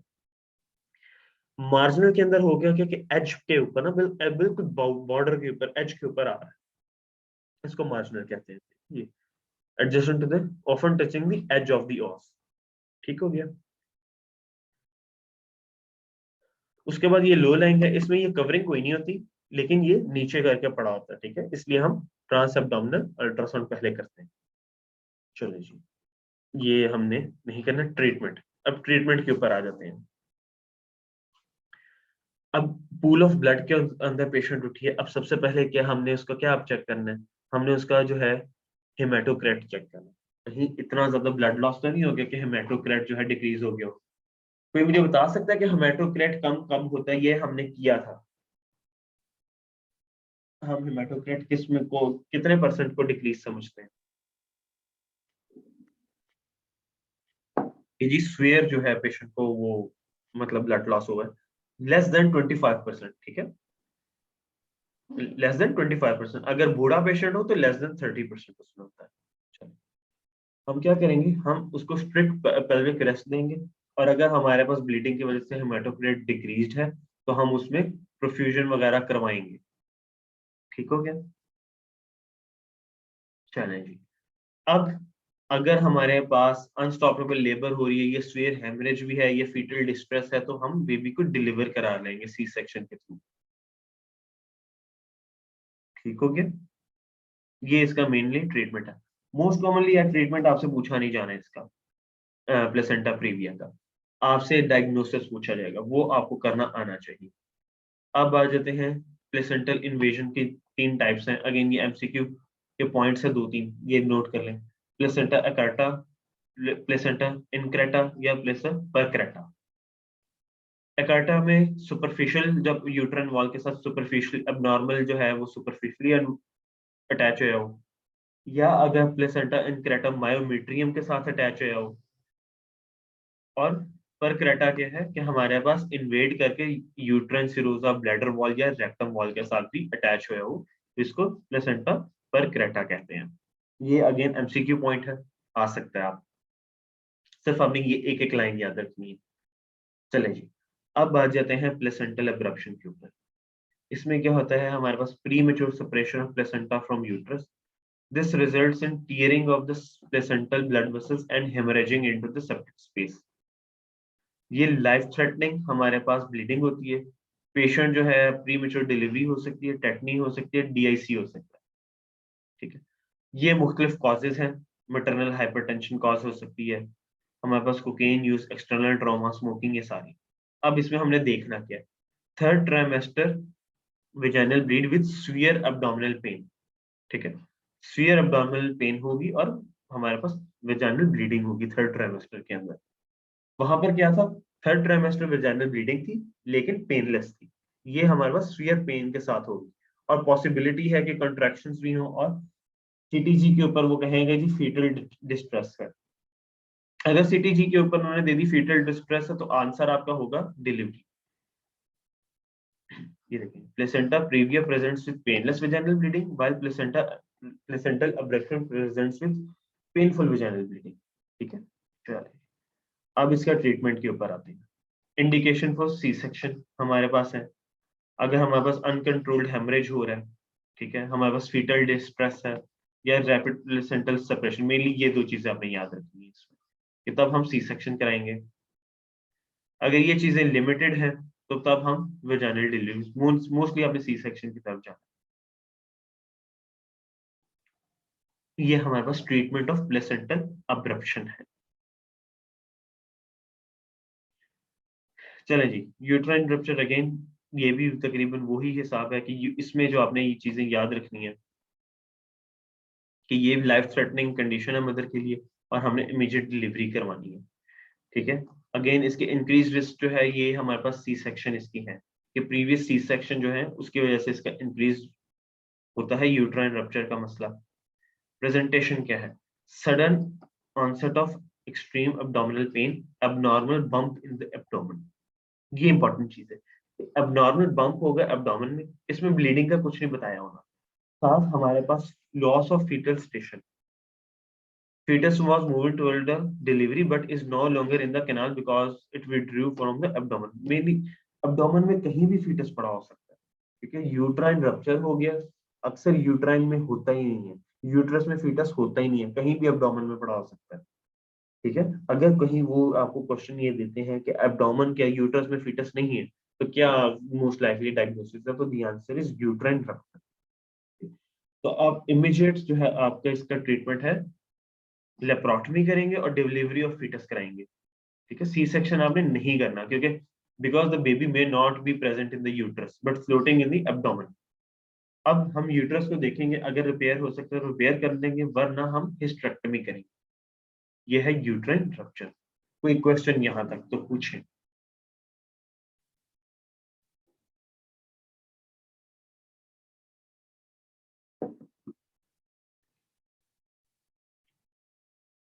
चलो आगे चलते हैं। आरएस कंपैटिबिलिटी, ये वही haemolytic anaemia of the new born, ये हमने कर लिया था ब्लड में डिस्कस सारा, ये वही चीज है, ये हमने यहाँ पर नहीं करनी। तो मुझे ये अब हम आगे चलते हैं। मैक्रोसोमिया, हमारे पास intra uterine growth of normal retardation या नॉर्मलीज के ऊपर पहले आ जाते हैं। हमारे पास इंट्रा यूट्राइन ग्रोथ रिस्ट्रिक्शन, इसकी दो टाइप्स है, सिमेट्रिक या एसिमेट्रिक। सिमेट्रिक में बेबी ओवरऑल छोटा होगा, ठीक है, कोई आउट ऑफ प्रोपोर्शन चीज नहीं होगी, और एसिमेट्रिक में आउट ऑफ प्रोपोर्शन चीजें होंगी। ठीक है, ये इसकी मोस्ट कॉमन कॉजेज जो हैं वो क्रोमोसोमल एबनॉर्मेलिटीज हो सकती हैं, न्यूरल ट्यूब डिफेक्ट्स हो सकते हैं, complication premature labour, still birth. ये अगेन आईयूजी आपसे जो है आईयूजीआर जो है नहीं पूछा जाता। मैक्रोसोमिया, मैक्रोसोमिया क्या है कि जब भी हमारे पास birth weight of more than 4.5 kilo से ज्यादा हो जाएगा तो उसको मैक्रोसोमिया कहते हैं। अब मैक्रोसोमिक जो है ये हमारे पास सबसे ज्यादा जो इसकी इंपॉर्टेंट वो है रिस्क फैक्टर, वो है मैटरनल डायबिटीज। जेस्टेशनल डायबिटीज में मैक्रोसोमिया हमेशा होता है। ठीक है, मैक्रोसोमिया हमेशा होता है। अब इसको हमने डायग्नोज कैसे करना है, फिजिकल एग्जाम करना है आपने, उसके अंदर आपने फंडल हाइट देखनी है। नॉर्मली जो फंडल हाइट है वो जेस्टेशनल एज के हिसाब से होती है, मतलब 28 वीक के ऊपर 28 सेंटीमीटर फंडल हाइट होती है। ठीक हो गया। अगर फंडल हाइट आप करते हैं, मेजर करते हैं, लेट्स से फंडल हाइट आ गई 31, ठीक है, फंडल हाइट 31 आ गई, आप सोचते हैं अच्छा जो फीमेल है ये 31 वीक्स जो है वो हो सकती है प्रेगनेंसी, लेकिन आप उसका जब अल्ट्रासाउंड के ऊपर आप डायग्नोसिस बना लेकिन नहीं जी ये 28 वीक है, जेस्टेशनल एज 28 वीक है, लेकिन फंडल हाइट उसकी ज्यादा है, तो तब हमारे पास डायग्नोसिस बनता है मैक्रोसोमिया का, कि मैक्रोस्कोपिक बेबी है। If the fundal height is more than 3 centimeter greater than the gestational age, an ultrasound should be done। ठीक है, उसके ऊपर हमें डायग्नोसिस कंफर्म हो जाएगा मैक्रोसोमिया का। अब मैक्रोसोमिया खुद कुछ नहीं करता, मैक्रोसोमिया होने से कुछ नहीं होता, मेन मसला जो आता है शोल्डर डिस्टोकिया होता है। ठीक है, शोल्डर डिस्टोकिया क्या है ये हम आगे पढ़ेंगे, क्योंकि बेबी बड़ा हो जाता है, उसका हेड डिलीवर हो जाता है, उसके बाकी का हिस्सा बड़े होने की वजह से अंदर फंस जाता है। ठीक है, अब वो फंसने की वजह से हमारे पास ब्रेकियल प्लेक्सिस और इन चीजों का मसला आ सकता है। हमारे पास बर्थ इंजरीज हो सकती हैं, अगेन वही शोल्डर डिस्ट्रोकिया, बर्थ इंजरीज तकरीबन चीज एक ही है। हाइपोग्लाइसीमिया हो सकती है, कोई मुझे हाइपोग्लाइसीमिया डिस्क्राइब कर सकता है क्यों होगा? अब मैं उसके एग्जांपल देता हूँ आपको। डायबिटिक पेशेंट है, ठीक है, डायबिटिक पेशेंट के अंदर मैक्रोसोमिक बेबी है, जब वो डिलीवर होता है तो पेशेंट जो है हाइपोग्लाइसीमिक होता है। वाई? सर डायबिटिक मदर है, उसके अंदर इंसुलिन की डेफिशिएंसी होती है, foetus will produce more insulin I think, ठीक है, ठीक है, which will lead to hypoglycaemia. हाँ, देखिए डायबिटीज में उसमें हमारे पास फीटस जो है, फीटस का पेनक्रियास ज्यादा इंसुलिन सिक्रीट कर रहा है, ठीक है, in reaction to more blood sugar levels. लेकिन जब वो हमारे पास डिलीवर हो गया तो मेनली जो ब्लड शुगर लेवल ज्यादा था वो तो मदर की वजह से था ना। तो अब क्या हुआ, हमारे पास अनइनहिबिटेड इंसुलिन लेकिन ज्यादा से ज्यादा प्रोड्यूस हो रही है। अब ज्यादा इंसुलिन प्रोड्यूस होने की वजह से हमारे पास उसको हाइपोग्लाइसीमिया, ब्लड शुगर लेवल कम हो जाएगा बेबी का। ठीक है, बिल्कुल सही आपने ये बताया।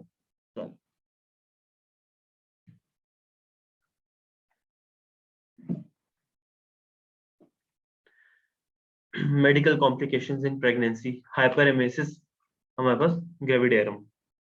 ये हमारे पास क्या है, जब भी प्रेगनेंसी के अंदर सुयर, नॉजिया और वॉमिटिंग हो तो हम उसको ये कहते हैं, और हमारे पास which leads to more than 5% decrease in body weight या 6 LB compare to the pre pregnancy weight. अगर हमारे पास इतनी नॉजिया वॉमिटिंग हो कि उसकी वजह से हमारे पास वेट डिक्रीज हो जाए तो उसको हम हाइपर एमेसिस ग्रेविडेरम डायग्नोज करते हैं।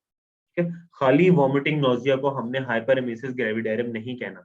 जब हाइपरएमेसिस ग्रेविडेरियम इतनी वॉमिटिंग हो कि वेट लॉस के साथ एसोसिएटेड हो जाए, then the diagnosis is हाइपरएमेसिस gravidarum. चलिए, इसकी अब इनिशियल थेरेपी आपको आनी चाहिए। Initial therapy is always dietary modification, avoidance of trigger factors and non pharmacological treatment. ठीक है, सबसे पहले पहली तो सटे आपने जो है उसको जो है ड्रग्स पे नहीं दे देना। Best initial therapy is not drugs, it is dietary modification, avoidance of triggers and non pharmacological treatment. दूसरी चीज, अगर सिम्टम्स सीवियर हो तो हमने क्या देना है, हमने देना है उसमें एंटीहिस्टामिन सच एज डॉक्सिलामिन या ग्रेविनेट। ये ग्रेविनेट हमारे पास होता है, डाइफेनहाइड्रामाइन जो होता है, ये ग्रेविनेट इसको कहते हैं। ये हमारे पास बेस्ट उसके बाद आंसर है। अगर सीवियर सिम्टम्स है, ये देने के बावजूद इंप्रूव नहीं हो रहा तो best step in the management हमारे पास डोपामिन एंटागोनिस्ट सच एज मीटोक्लोप्रामाइड। ठीक है, और अगर इससे भी फर्क नहीं पड़ेगा तो final choice serotonin antagonist, onset या ऑन डेंसिटी ऑन। अब इसका फ्लो चार्ट एक अपने जहन में बनाए। सबसे बेस्ट इनिशियल थेरेपी क्या है, स्टेप 1 क्या है कि हमने उसकी डाइटरी मॉडिफिकेशन और अवॉइडेंस ऑफ ट्रिगर्स करना। स्टेप 2 क्या है कि अगर सीवियर सिम्टम्स है तो हम उसमें ग्रेविनेट या एंटीहिस्टामिन देंगे। ये स्टेप 2। फर्क नहीं पड़ा तो स्टेप 3 क्या है, हम उसमें मीटोक्लोप्रामाइड देंगे, डोपामिन एंटागोनिस्ट। ठीक है, ये स्टेप 3 है। अगर इससे भी फर्क नहीं पड़ा तो फाइनल स्टेप 4 जो है, फाइनल स्टेप वो क्या है कि हम ऑनडेंस्टिरॉन या ऑनसेट दे देंगे पेशेंट। ठीक हो गया, चलो एक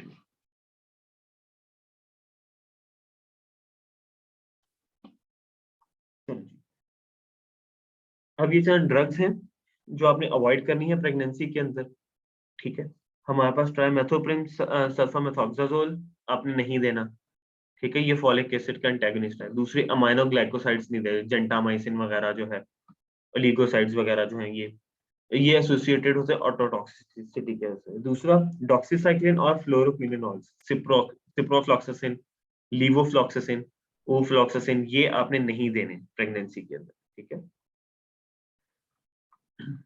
अब एक्यूट पाइलोनेफ्राइटिस के साथ पेशेंट आया है। पाइलोनेफ्राइटिस में अक्सर हम फ्लोरोक्विनोलॉल्स यूज करते हैं, तो इसमें हमारे पास जो मेन ट्रीटमेंट है ये कहीं लिख ले कि नाइट्रोफेनिटॉइन हम देते हैं, नाइट्रोफेनिटॉइन।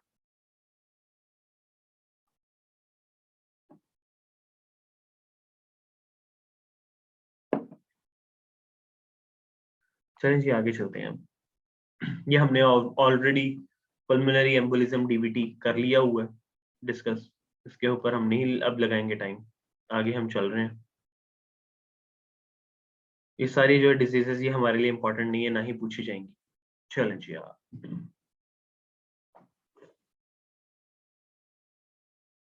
अगेन ये भी आपसे ज्यादा पूछा नहीं जाएगा। हाइपरटेंशन के ऊपर आते हैं। Most commonly asked question of obs, ठीक है, दैट इज हाइपरटेंशन। अब इसकी डेफिनेशन आपको आनी चाहिए कि क्रॉनिक हाइपरटेंशन क्या है, जेस्टेशनल हाइपरटेंशन क्या है और प्री एक्लेम्पसिया क्या है।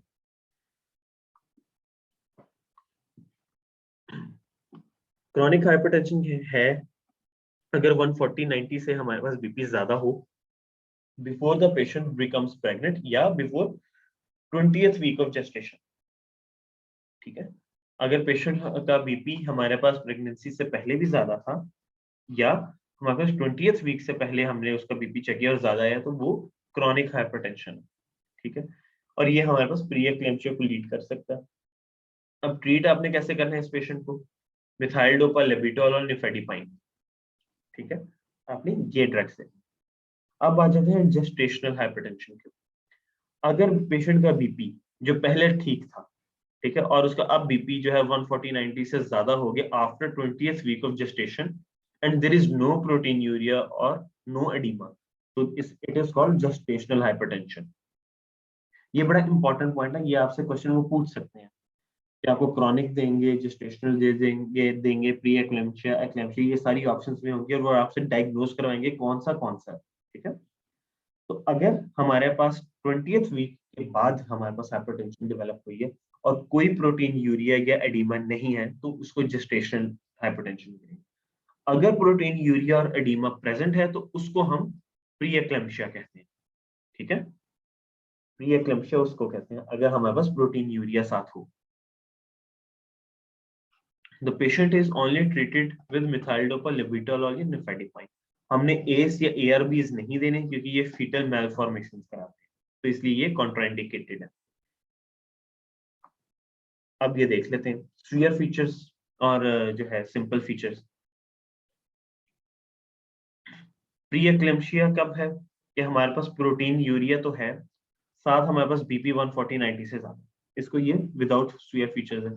स्फीयर फीचर क्या होगा अगर 160/110 से ज्यादा है और प्रोटीन यूरिया भी है और साथ हमारे पास mental status change, vision change या राइट अपर क्वाड्रेंट पेन हो, तो इसको हम स्फीयर प्री एक्लेम्पसिया कहते हैं। अब इसकी मैनेजमेंट देख लेते हैं, ये इसकी मैनेजमेंट चार्ट है प्री एक्लेम्पसिया का।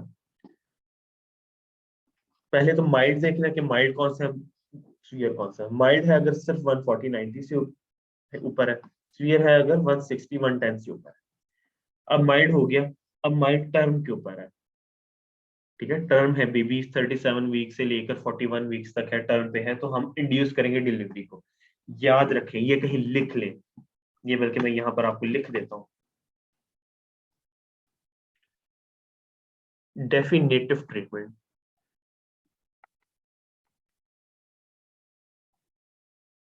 डेफिनेटिव ट्रीटमेंट जो है हमारे पास प्री एक्लेम्पसिया या एक्लेम्पसिया का, दैट इज ऑलवेज डिलीवरी, ठीक है। Definitive treatment of pre eclampsia is always delivery, ये लिख लें। तो अगर टर्म के ऊपर है तो हमें कोई दवाई देने की जरूरत नहीं है, हम सिंपल डिलीवरी करा लेंगे तो जो है पेशेंट ठीक हो जाएगी। अगर प्री टर्म है, प्री टर्म आपके पास मतलब 37th वीक से पहले आ गई है वो बीपी ज्यादा और प्रोटीन यूरिया के साथ, तब हम क्या करेंगे, हम उसको बीटा मेथासोन देंगे, ठीक है, मेच्योर, ताकि मेच्योर हो लंग्स। साथ हम क्या करेंगे, मैग्नीशियम सल्फेट देंगे for the prophylaxis of seizure, ताकि सीजर ना हो, ठीक है, सीजर ना हो। और साथ हम लाइफस्टाइल मॉडिफिकेशन थोड़ी सी करवाएंगे क्योंकि ये माइल्ड केस है। अब आ जाता है स्वीयर के ऊपर। स्वीयर में होंगे तो सबसे पहले हमने मैग्नीशियम सल्फेट देना है कि एक्लेम्शिया ना पेशेंट को, ये सीजर्स ना हो। दूसरा, हमने कंट्रोल करना है बीपी को लेबिटालॉल या हाइड्रोलाजीन या मिथाइल डोपा के साथ, ठीक है। और तीसरी चीज डिलीवरी है। अगर प्री टर्म है तो हम ये चीजें दे देंगे और डिलीवरी करवाने की तरफ जाएंगे। टर्म है तो हमने ऑलरेडी डिलीवरी करवा लेनी है। समझ आया ट्रीटमेंट आपको कि नहीं प्री एक्लेम्शिया का?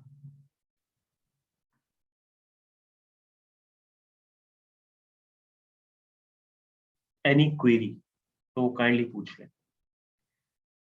जो मोस्ट कॉमनली प्री एक्लेम्शिया में पूछा जाता है क्वेश्चन वो है इसके कि एक्लेम्शिया होने के लिए ना होने के लिए क्या प्रोफिलैक्सिस देते हैं, दैट इज मैग्नीशियम सल्फेट, ठीक है, मैग्नीशियम सल्फेट। अब दूसरा इसका एक इंपॉर्टेंट पॉइंट याद रखें कि मैग्नीशियम सल्फेट की टॉक्सिसिटी भी हो सकती है, MgSO4, मैं शॉर्ट फॉर्म में रखें MgSO4 मैग्नीशियम सल्फेट। अगर इसकी टॉक्सिसिटी हो,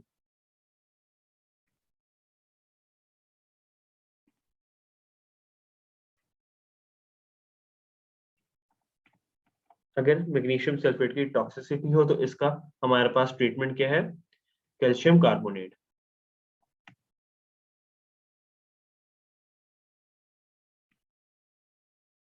ये हमारे पास मैग्नीशियम सल्फेट टॉक्सिसिटी का ट्रीटमेंट है, ठीक है, कैल्शियम कार्बोनेट। और इसका जो डेफिनेटिव ट्रीटमेंट है प्री एक्लेम्शिया का है, दैट इज डिलीवरी।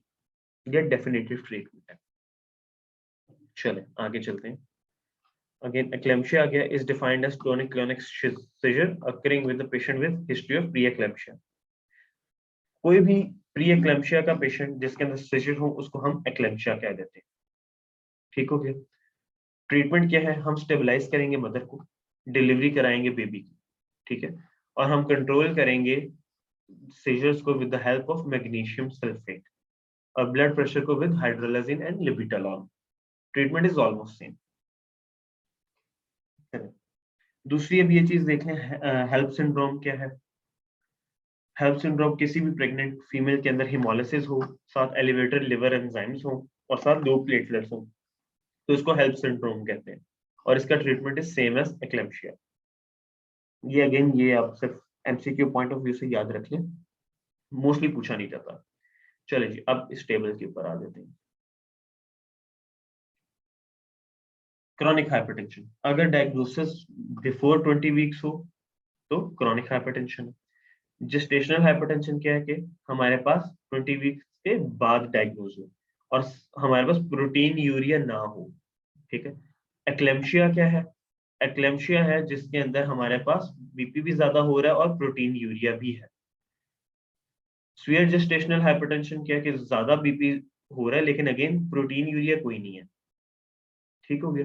देखिए, जब भी excess of hypertension with proteinuria है तो आंसर इज प्री एक्लेम्शिया। अगर प्रोटीन यूरिया नहीं है तो फिर हमने क्रॉनिक और जेस्टेशनल के बीच में देखना है कि अगर 20 वीक से पहले तो क्रॉनिक है, 20 वीक्स के बाद है तो जेस्टेशनल है। चलो जी आगे चलते हैं।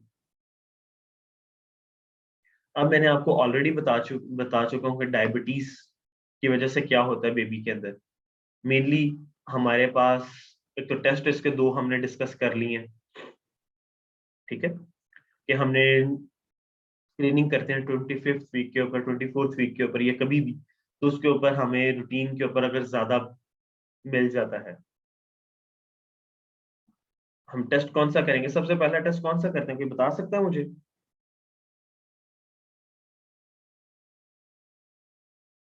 ग्लूकोज चैलेंज सबसे टेस्ट। पहले टेस्ट तो ग्लूकोज चैलेंज टेस्ट करते हैं जिसमें 50 ग्राम हम देते हैं और उसके बाद हम अब नॉर्मल फाइंडिंग अगर 140 से ऊपर हो तो अब नॉर्मल होती है, 130 से नीचे हो तो जेस्टेशनल डायबिटीज रूल आउट हो जाता है। ठीक हो गया। अब जो ट्रीटमेंट जो है, अब ये देखें क्वेश्चन पहले देख लेते हैं।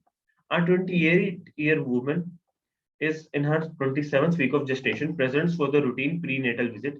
She doesn't have any complaints. On physical examination, her temperature normal, BP normal, heart rate normal. The patient is asked to ingest 50 milligram of glucose and have her blood glucose just checked in 1 hour. हमने glucose challenge test यहाँ पर किया है इसका। It returns as 145 milligram per deciliter. अब देखें इसमें clear value दी है 140 above. Which of the following is the next step in the management of this patient? अब हम इसको ट्रीटमेंट पे नहीं डालेंगे। ग्लूकोज चैलेंज टेस्ट अगर खराब आता है तो हम उसका ग्लूकोज ऑरल टेस्ट करेंगे, ऑरल ग्लूकोज टॉलरेंस टेस्ट। तो the answer is perform oral glucose tolerance test. ठीक है, ये समझ आई है बात आपको? ये हमने ऑलरेडी डिस्कस कर लिया, तो इसका बड़ा अच्छा ये क्वेश्चन उन्होंने दिया। अब जेस्टेशनल डायबिटीज अगर हो जाए उसमें फीटल मैक्रोसोमिया होता है, पेशेंट जो है जो बेबी है वो ज्यादा बड़ा हो जाता है। अब ज्यादा बड़ा होने की वजह से इसके फर्दर मैक्रोसोमिया वाले कॉम्प्लिकेशंस आएंगी। Gestational diabetes is routinely screen for between 24 to 28 week of gestation. सबसे पहला टेस्ट हम ग्लूकोज चैलेंज या ग्लूकोज लोड टेस्ट करते हैं, और अगर वो अब नॉर्मल आए तो हम ग्लूकोज टॉलरेंस टेस्ट करते हैं। ये बार बार उन्होंने यही उन्होंने बताया हुआ। ठीक हो गया, यह फ्लो चार्ट है। चले, ट्रीटमेंट क्या है? डाइट है, एक्सरसाइज वगैरह करेंगे। हम अगर इससे फेल हो जाए, इससे हमारे पास कंट्रोल ना हो, तो ट्रीटमेंट इज इंसुलिन। इंसुलिन हमने देनी है, हमने कोई ऑरल उसके ऊपर नहीं जाना, हमने हमेशा प्रेगनेंसी के अंदर इंसुलिन के ऊपर जाना। सबसे पहले डाइट और एक्सरसाइज से कोशिश करनी है कि वॉकिंग, और दूसरा हमारे पास फेल हो जाता है ये तो जो मेडिकल थेरेपी करेंगे वो हम इंसुलिन से करेंगे। चलिए जी आगे चलते हैं, ये चंद चीजें देख लें। प्लेसेंटा क्रॉस कौन कौन सी चीजें करती हैं? हमारे पास टीआरएच करते हैं, थायराइड रिलीजिंग हार्मोन। ठीक है, टीएसएच से ये डिफरेंट होता है।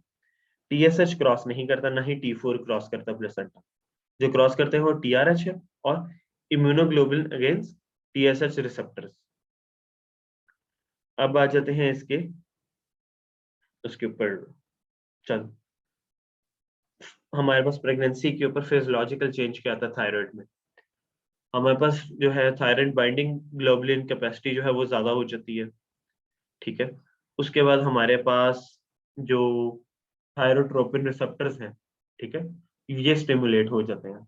ये अगेन याद करने की जरूरत नहीं है एज सच। मेन आप ये पता होना चाहिए कि प्रोपाइल थायोयूरेसिल फर्स्ट ट्राइमेस्टर और मेथामिजोल सेकंड और थर्ड ट्राइमेस्टर के अंदर।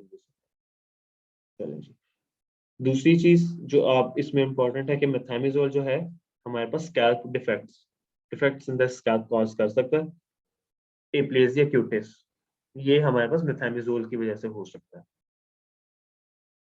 ठीक है, चलें आगे। कोई क्वेश्चन, कोई क्वेरी तो नहीं है? बस थोड़ा सा हमारा रह गया, फिर हमारा टॉपिक खत्म हो जाएगा आज ऑप्स का सारा। ब्रेक तो नहीं चाहिए क्योंकि हमारा मैक्सिमम जो है 10 to 15 मिनट्स रहते हैं, उसके बाद हमारा लेक्चर खत्म हो जाएगा। Anyone for break? No sir, जाने थे। चलें जी। अब ये क्वेश्चन जरा देखिएगा, ये बड़ा अच्छा क्वेश्चन, उन्होंने सारी डिजीजेज एक ही जगह पे डिस्कस कर ली हैं। A 22-year-old nullipara in her 39th week of pregnancy presents with intense abdominal pain that is intermittent. She claims that she felt a gush of fluid from her vagina almost 3 hours ago. On physical examination, her cervix is 3 centimeter dilated and 50% effaced, and the fetus is felt at -2 position. For the next 3 hours, she continues to progress so that her cervix is 8 centimeter dilated and 60% effaced. Foetal head जो है और नीचे आ गया -1 station के ऊपर। उसके बाद 6 घंटे के बाद 6 hours after presentation, her cervix is 8 centimeter dilated and 60% effaced and fetal head is felt at 0 station. पहले तो मुझे ये बताएं कि 0 स्टेशन कौन सा?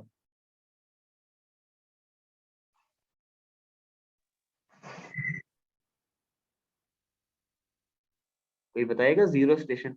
एशियल हाँ, इशियल इशियल ट्यूबरोसिटी या essential spine? Tuberosity. Essential tuberosity. ठीक है, ठीक है। अब होगा क्या इसका?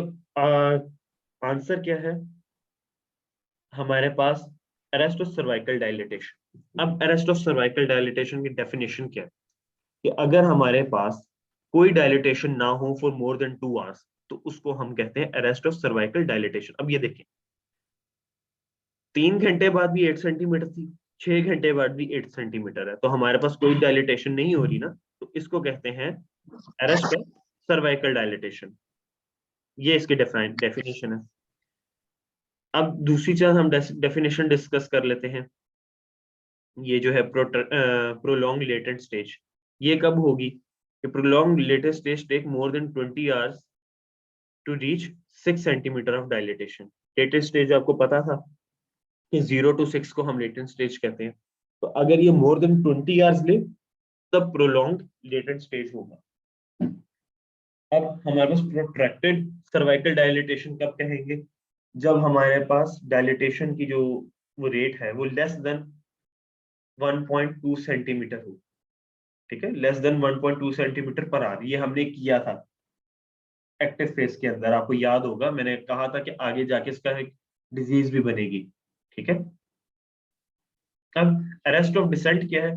अगर यहाँ पर वो कह देता, देखिए यहाँ पर स्टेशन चेंज हो रहे हैं, पहले -2 पे था, फिर -1 पे आया, फिर 0 पे आया, डिसेंट हो रहा है बेबी का, तो इसलिए अरेस्ट ऑफ डिसेंट नहीं है।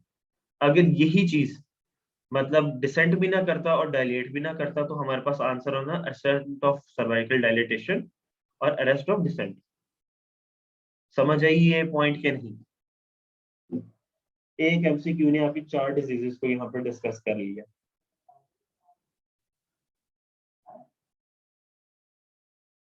कोई क्वेश्चन, कोई क्वेरी?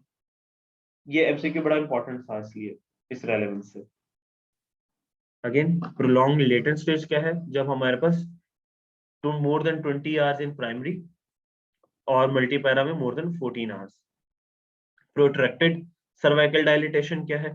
जब हमारे पास डायलिटेशन स्पीड जो है less than 1.2 centimetre in primary और less than 1.5 centimetre in multipara patient. ठीक हो गया, चलिए जी। इसके जो है हमारे पास ट्रीटमेंट जो है हम सिजेरियन डिलीवरी करवा सकते हैं। अब आ जाते हैं मेल प्रेजेंटेशन के ऊपर।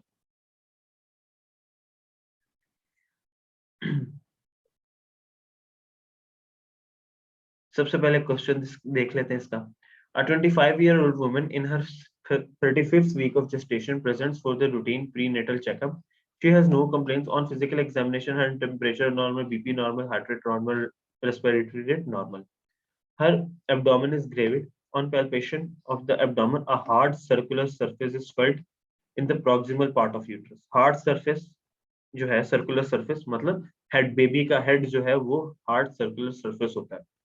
तो विच of the following is the next step in the management of the patient? अब आपने जब एग्जामिनेशन की आप सस्पेक्ट कर रहे हैं कि पेशेंट जो है वो ब्रीच पोजीशन में है बेबी, तो उसको कंफर्म करने के लिए क्या करेंगे आप? अल्ट्रासाउंड करेंगे। ठीक है, अल्ट्रासाउंड।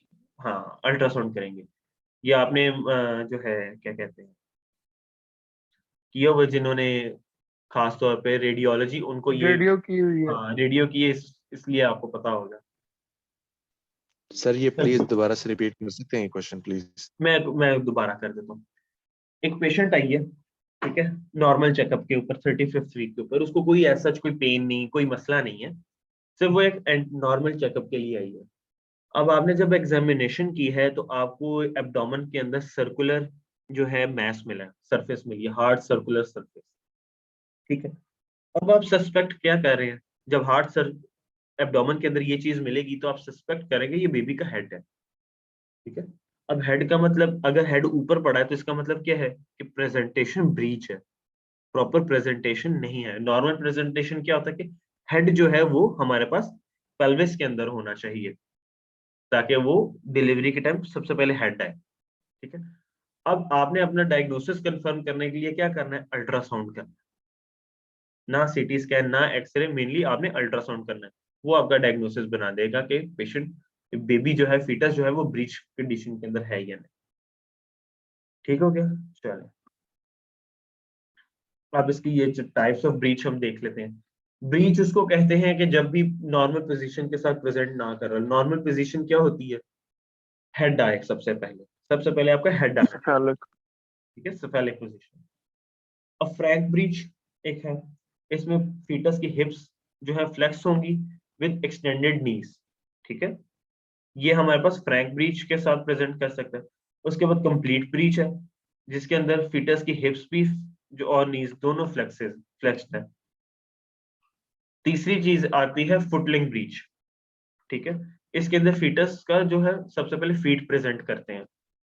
ये हमारे पास टाइप्स है। एक हमारे पास सफेलिक की ही टाइप, मतलब वो ब्रीच में ही आ जाता है अगर पेशेंट को आप वो फील करते हैं कि डिलीवरी के टाइम जो भी गायनोकोलॉजिस्ट है उसको पेशेंट की फीटस की जो है नोज और लिप्स मिल रही हैं, तो वो फेशियल ब्रीच है। हेड तो है, हेड वाली साइड है, लेकिन उसका फेस पहले आ रहा है, ठीक है। हमारे पास हेड का सबसे पहले स्कैल्प वगैरह आनी चाहिए, प्रॉपर तरीके से हमारे पास आना चाहिए। इसके हम कोई ये देखें, ये इन्होंने दिया हुआ है, ये फ्रैंक ब्रीच है। अब ये देखें हमारे पास जो है ये जो हिप जॉइंट के ऊपर तो फ्लेक्शन हुई है ये, लेकिन ये सीधी जा रही है, ये एक्सटेंशन है। अब यहाँ पर क्या है हमारे पास, ये देखें इस डायग्राम के अंदर कंप्लीट ब्रीच, दोनों फ्लेक्स्ड हैं, ये हिप भी फ्लेक्स्ड है और ये नी के ऊपर भी फ्लेक्शन है। अब ये फुटलिंग ब्रीच, ये पहले फुट आ रहा है, ठीक है। अब ट्रीटमेंट क्या करेंगे हम, इसका हम करेंगे एक्स्ट्रा सेफेलिक वर्जन करेंगे, ठीक है। मनूवर्स, मुख्तलिफ किस्म के मनूवर्स होते हैं, उनको हम टोटली ओवरऑल हम सब मिल के कह देते हैं एक्सटर्नल सेफेलिक वर्जन। चलिए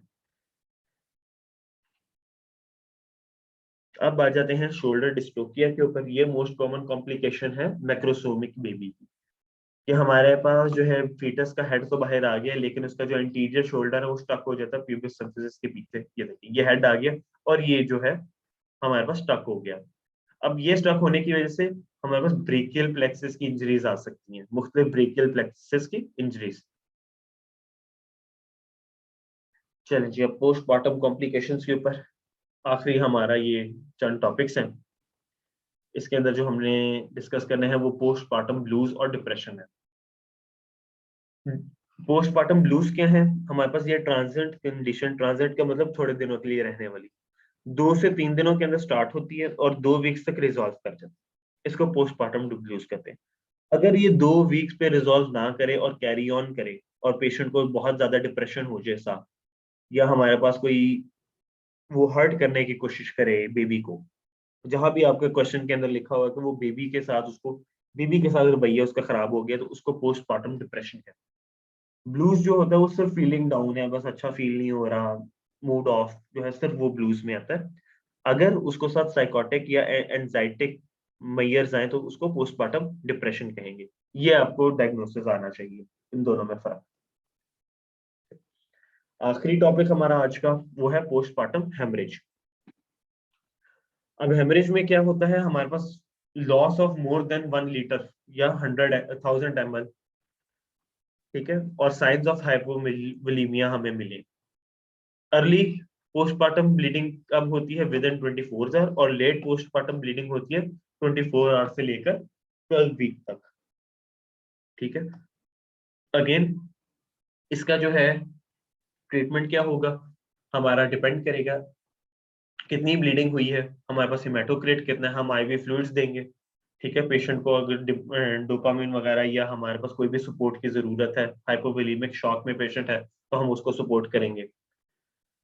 मेन हम क्या करते हैं, हम इसमें बायोमैनुअल कंप्रेशन एंड मसाज करते हैं। सबसे पहले हमने काम ये करना है, बायोमैनुअल कंप्रेशन एंड मसाज। इसकी वजह से अक्सर जो है ब्लीडिंग रुक जाती है। दूसरा हम क्या कर सकते हैं, एडमिनिस्टर करेंगे ऑक्सीटोसिन। ये हमारे पास कंट्रैक्ट कर यूट्रस की कंट्रैक्शन करवाएगा, जिसकी वजह से ब्लड वेसल्स जो है वो भी कंस्ट्रिक्ट हो जाएंगी, ठीक है। और अगर ये तो हमने ब्लीडिंग रोक दी, लेकिन जो ऑलरेडी ब्लीडिंग होने की वजह से मसले हुए हैं उसके लिए हम आईवी फ्लूइड्स वगैरह देंगे, ठीक है। चलिए जी, अब आखिर ये है ब्रेस्ट फीडिंग की कॉन्ट्राइंडिकेशंस, बस ये कर लेते हैं। HIV पॉजिटिव मदर है तो हमने नहीं उसको ब्रेस्ट फीड कराने देना। एक्टिव ट्यूबरकुलोसिस है तो हमने नहीं ब्रेस्ट फीड कराने देना।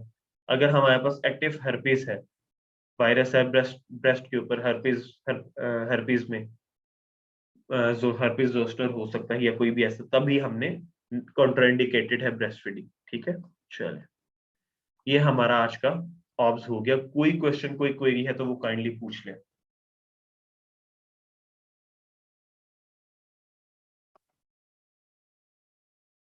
कोई क्वेश्चन है?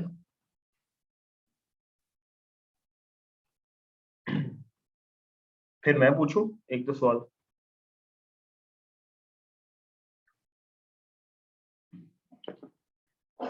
एक पेशेंट आई है ग्रेइश वेजाइनल डिस्चार्ज के साथ, और उसकी जो डिस्चार्ज स्मेल है फाउल स्मेलिंग है, फिशी ऑर्डर है।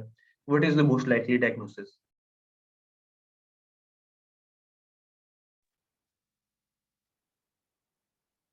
Trichomonas vaginitis. रॉन्ग। कोई और बताए?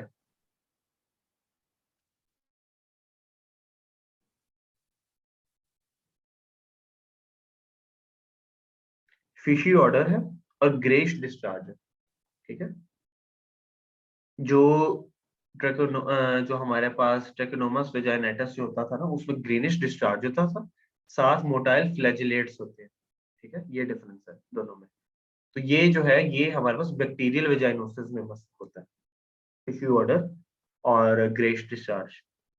ठीक है, चलिए चलिए जी, ठीक है, आज का हम लेक्चर अब खत्म करते हैं।